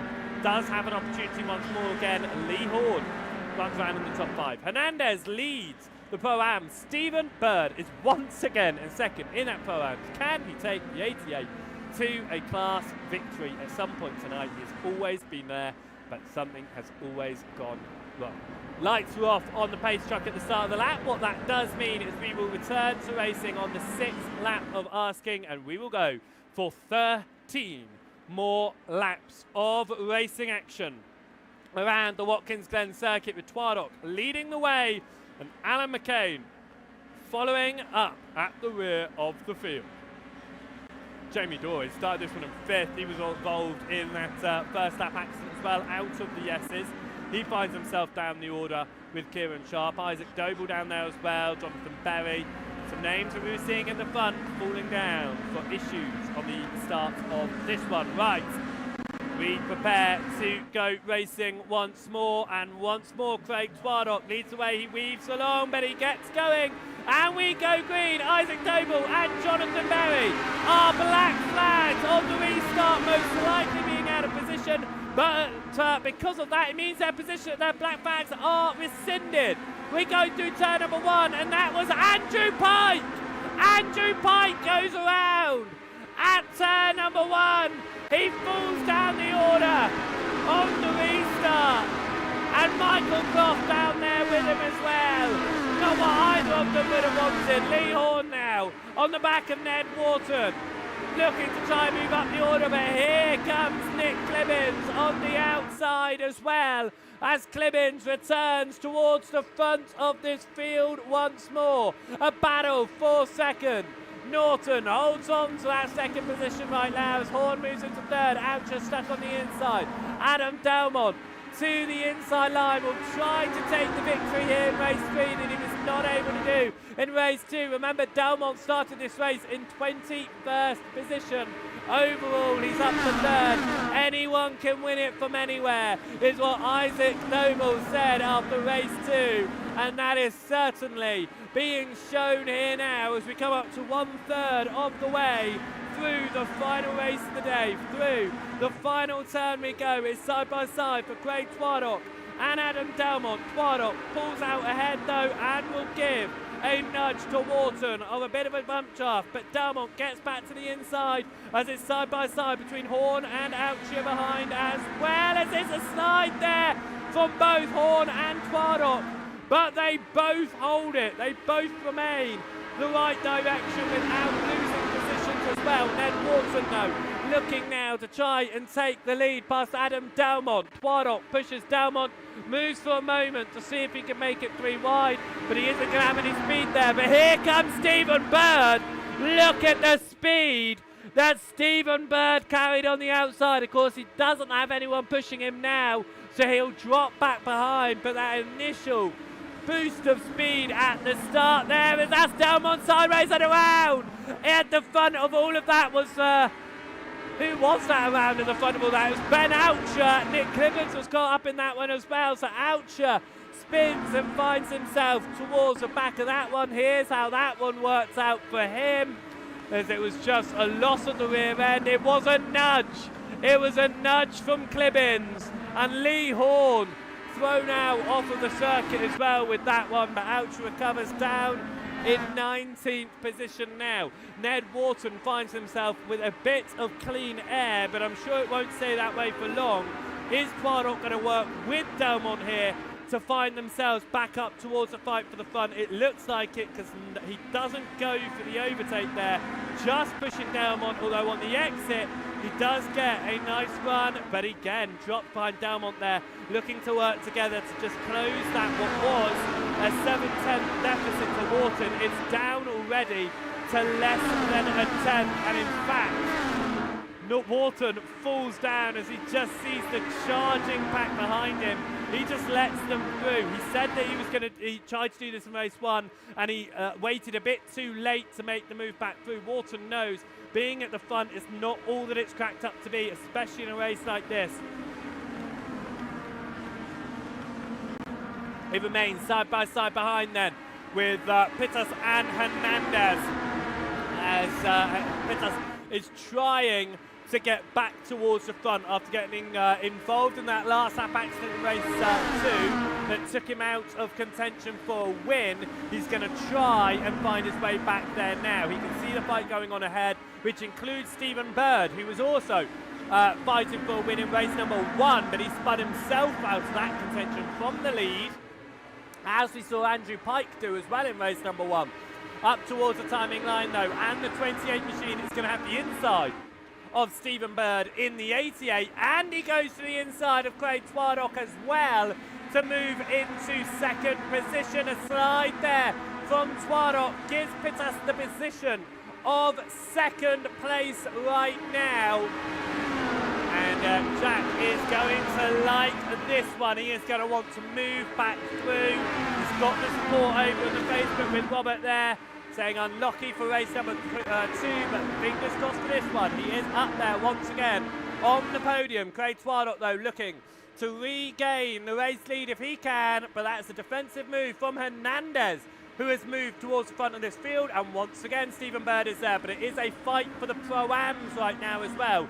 The 88 and the 19 both going not only for the class win, but the overall win in this fight as 6 cars fight it out at the front of this one. Nick Clibbins behind Phil McDougall looking to try and get back up to 8th as well, but it's almost 4 wide there.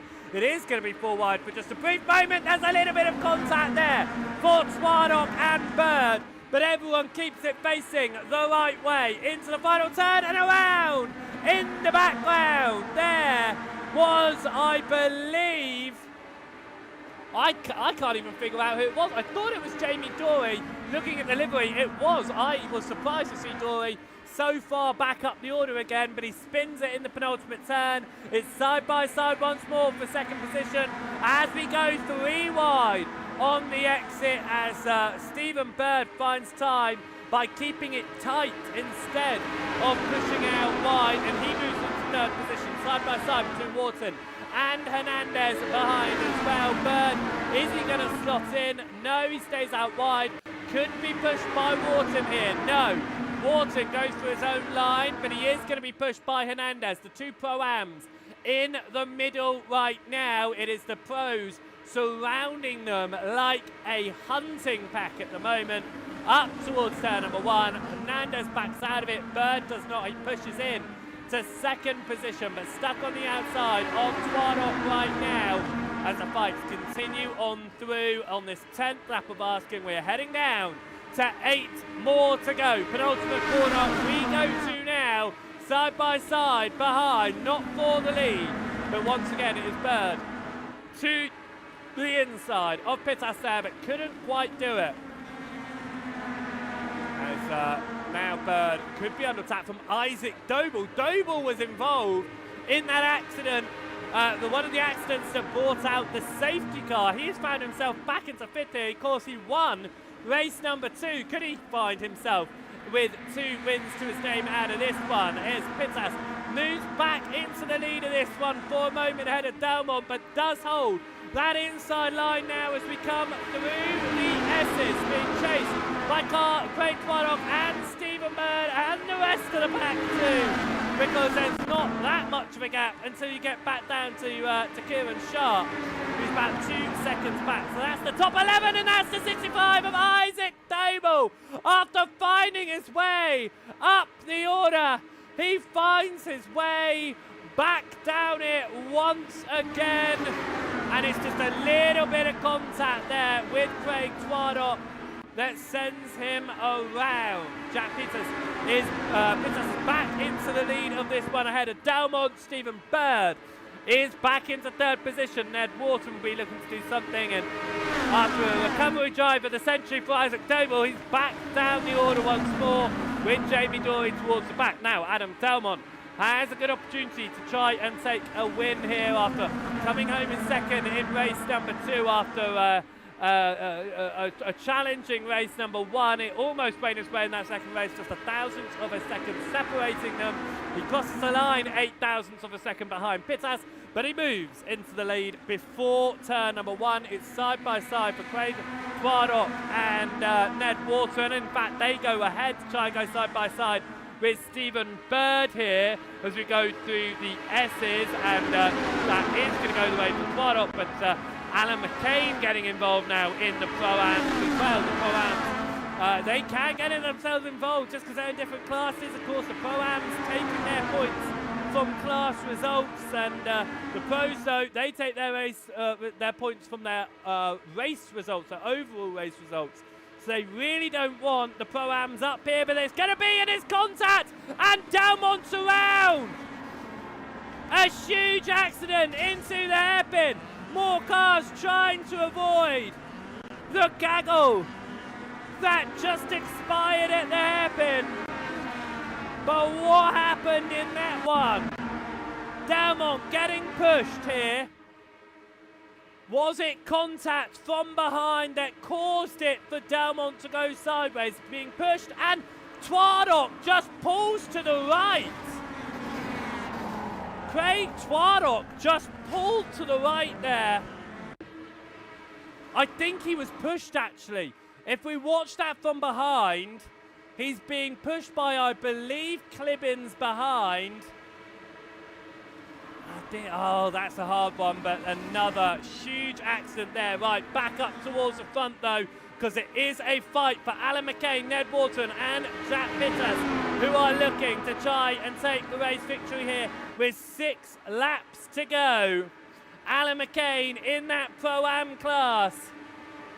And the Pro-Ams have really found their way ahead of the Pros in this second race. Of course, they started there, but it doesn't mean they ever stay there. Today, however, those Pro-Ams doing a great job. First and second right now, as Jack Pittas is pushing on that right-hand side. Wharton looking to try and follow through now as he tucks to the inside, leaving Stephen Bird on the outside line. Bird still looking for his first class win of the evening as well, after going out of the lead fight a number of times, as that is a move to the inside for Pittas here, and he goes to the inside. Wharton to the outside. Wharton extremely wide, do the penultimate turn, gets it back on, but is behind now. Pittas, McCain will hold on to second position. As we go on to 5 to go, Jack Pittas has moved back into the lead of this race. Alan McCain, though, he's gone around already this evening in this race, in fact, but has found his way back towards the front.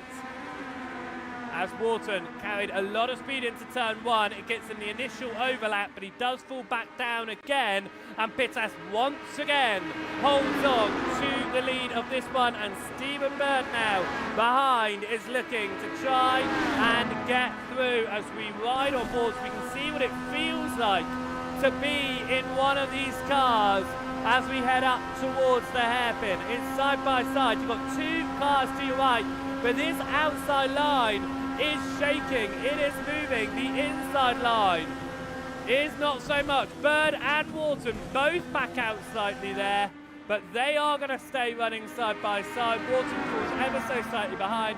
Pittas had the inside line over Alan McCain and will regain the lead of the race, but McCain once again will have the inside up towards penultimate turn. But here comes Ned Wharton to make it 3 wide into the penultimate turn. Wharton pushes it just enough to gain maximum momentum. A slight tap there with Pittas comes out of the final turn, but Jack Pittas is leading the way here. Ned Wharton to the inside, and Alan McCain as we go 3 wide up to turn number 1 on the 14th lap of asking here.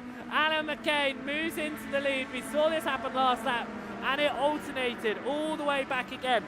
This time Jack Pittas cannot make his way back into the lead, but Wharton does make his way past Alan McCain. It is going to be the Pros on the right-hand side of the circuit, the Pro-Ams on the left-hand side of the circuit as they go past our cameras there, and who is going to come out on top in this one? Are we going to see the Pro-Ams move back towards the front? Are we going to see the Pros there? The Pro-Ams have more speed on that outside line.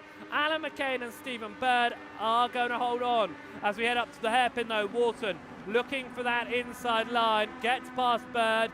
Pittas is going to look for that inside as well, and now Wharton's line takes him to the inside of Alan McCain as well, and once again they run side by side. For a moment it looked like Bird was going to try and make that 3 wide. He didn't, as they disappear for just a moment behind the trees. They'll reappear with Alan McCain side by side with Ned Wharton. Wharton just running a little bit too wide, and the position goes the way of Alan McCain, who gets a bit squirrely on the rear end there. We head up now to 3 to go on the final race of the day. We head up towards turn number 1, and the leading 3 drivers are separated by less than 2/10 of a second. It's absolutely incredible right now. As we go out of turn number 1, Wharton pushed it as close as he possibly could to the wall there.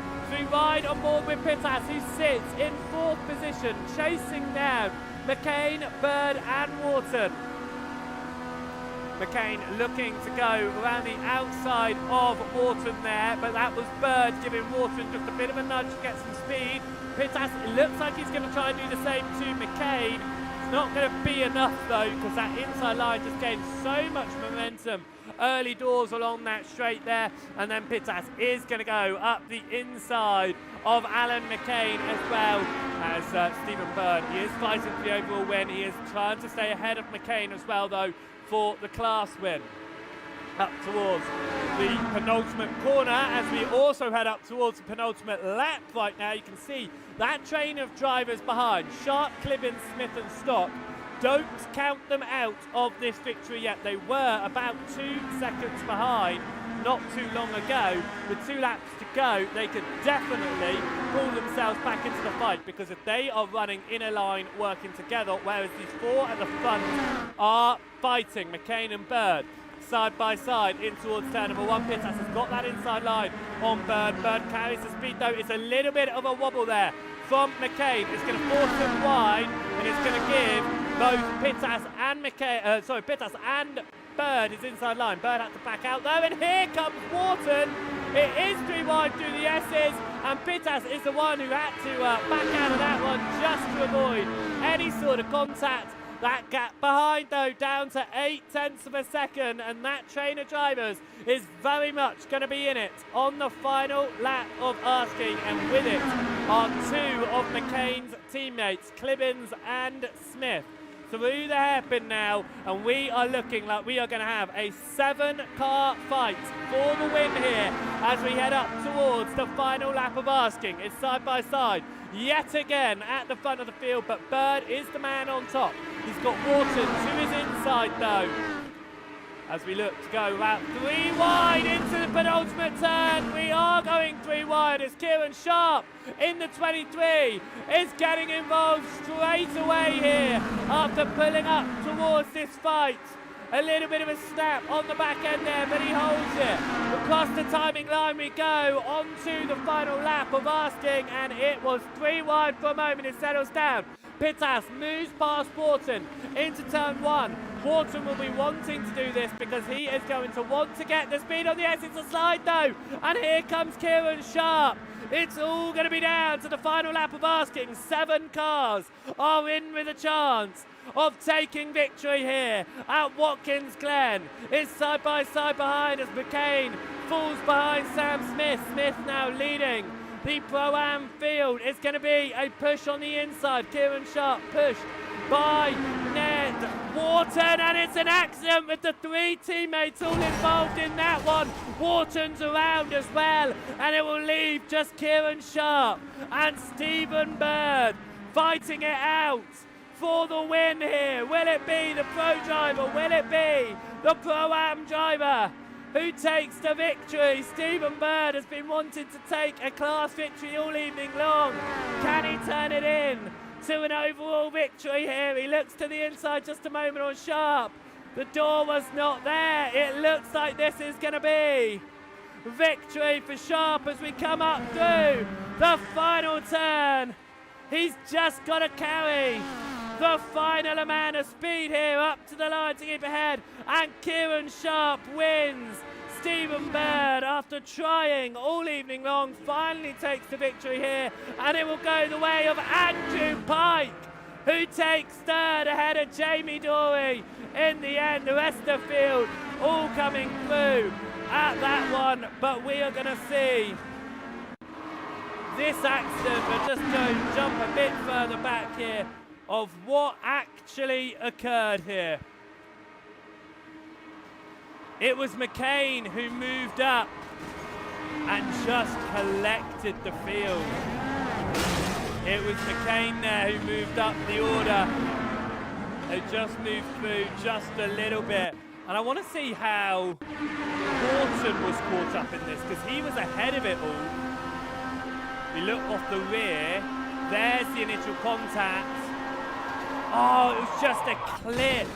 It was the smallest of clips from Clibbins that sends Wharton around, because he was just up ahead of it, but a huge accident there that caught up a lot of the field. But that is going to be the final race of the day, so let's get our results here. From the final race, it was Kieran Sharp who took home your final victory ahead of Stephen Bird. Andrew Pike came home in third ahead of Jamie Dory. Adrian Hernandez finished that one in fifth ahead of Sam Smith, and Nigel Stock came home in seventh ahead of Adam Wilson-Weir. Isaac Doble in the end coming home for ninth ahead of Adam Delmont, the two of them inseparable. Craig Twardock finished that one in 11th in the end ahead of Nick Clibbins. Jack Pitters down in 13th, unfortunate once again in that final race. Ned Wharton down in 14th position. Alan McCain came home in 15th ahead of Phil McDougall. Jonathan Berry in 17th ahead of Matt Gatter. Lee Horn finished in 19th ahead of Michael Clough. 21st went the way of Sam Bradley, and Ben Oucher finished that one at the back of the field. Right, let's see if we are able to just pull on anyone at the end of race number 3 there. It was a very interesting fight up and down the field, that is for sure. But we will have a quick word, if we can, here with Jack, who managed to, well, get into the fight for the win. In race number 2, it was a real shame for you, Jack. You were caught up in that last lap spin from a back marker. And in race number 3, just the huge wreck on the end there. Talk us through the evening. Yeah, it's a bit of a frustrating one. As you could see, the pace was clearly there. I was fighting for first in the second and third race, but just got a bit unlucky, to be honest. Yeah, it certainly was. How do you feel, though? This is obviously a very different series to most out there. With the combination that we had tonight, the track limit's not really existent. It creates some absolutely fantastic racing. How was it for you? I definitely agree with your statement of fantastic racing. I raced for about half of the last season they did in these, and it was just brilliant the entire time, to be honest. I can't recommend it enough. Yeah, there are still slots open, of course. And Jack, you haven't been able to take your victory yet, but we've got a fantastic calendar coming up ahead. 10 rounds, of course. Do you feel like you've got that pace in there if you're just able to avoid the bad luck and get yourself those race victories? Definitely. I did win last season in like the very last race, I think it was, at Brands. And I was near the front most of the time, so the pace is definitely there. Certainly is. And I know that you are quick in pretty much anything that you jump out there and drive there, so it'll be fun to see what you can do, and hopefully we'll get some more awesome racing like we did tonight. Thank you so much, Jack, and well done. All right, thank you. Jack there coming home. In the end on that final race, it wasn't a great result. It was 13th overall, but of course he was up there towards the front before getting involved in some of that contact. Talks about, of course, the previous season having a good run in that one. And as he said, definitely get yourself involved in this one. There are still a few slots remaining, so if you've enjoyed what you've watched tonight, get down on track. I don't know what you're waiting for if tonight hasn't shown you how amazing this series can be that anybody has the chance to win, then come on, what are you waiting for? But we are going to be back in 2 weeks' time. That is the next time that we are out, because this is going to be every other Tuesday. So, in 2 weeks' time, we will be around the Oschersleben circuit on February 3rd as we head to Germany for the first of what will be 3 times this season. We have got some absolutely fantastic circuits coming up. If you like the Watkins Glen circuit, you are really going to like circuits such as Portland, Mugello, the Hockenheim Ring. We're doing the outer layer of that one, Willow Springs. You've got some great circuits similar to this one. All of them, though, promoting the absolute brilliant racing that we had tonight. So I hope that you have enjoyed the racing just as much as I have in the commentary booth. Make sure you've hit that follow, that subscribe, that whatever button there is around for you to press to show how much you enjoyed it and to be notified when we go live. Make sure you have hit that. And if you want to catch up with all of the race highlights, then make sure you head across to the Joseph Wright Broadcasting YouTube channel, because there will be highlights available over there, which is at youtube.com/@JosephWrightTV, and you will be able to catch up with the best moments of each of the races. That will be available within the next day or two over on the YouTube, so make sure that you head down there and check that one out as well. But from here at Next Gen Racing, and for me, Joseph Wright, I hope you have had an absolutely fantastic evening watching these. We are going to be back at Next Gen next Tuesday for round number 2 of the NXTCC. Unfortunately, you won't hear my voice, but you are going to hear the absolutely amazing voice of Paul, so make sure you come down and check that one out. And if you do want to see me, I'm going to be down on track showing how badly I can drive in comparison to my commentary. So make sure you come and check that one out, and we will be back once again for the Legends in 2 weeks' time. If you are watching over on the Joseph Wright TV Twitch channel, then we are going to be back this Friday for our next broadcast. So make sure you hit that follow button over there to be notified when we go live. Thank you so much for watching, though. I hope you have enjoyed. I certainly have. It has been an evening of absolutely great racing. So thank you, everyone who has joined us here tonight. And we will see you for the next Legends round in 2 weeks' time. But more importantly, the NXTCC next Tuesday. Make sure you don't miss it. Thanks very much for watching. See you next time. Goodbye.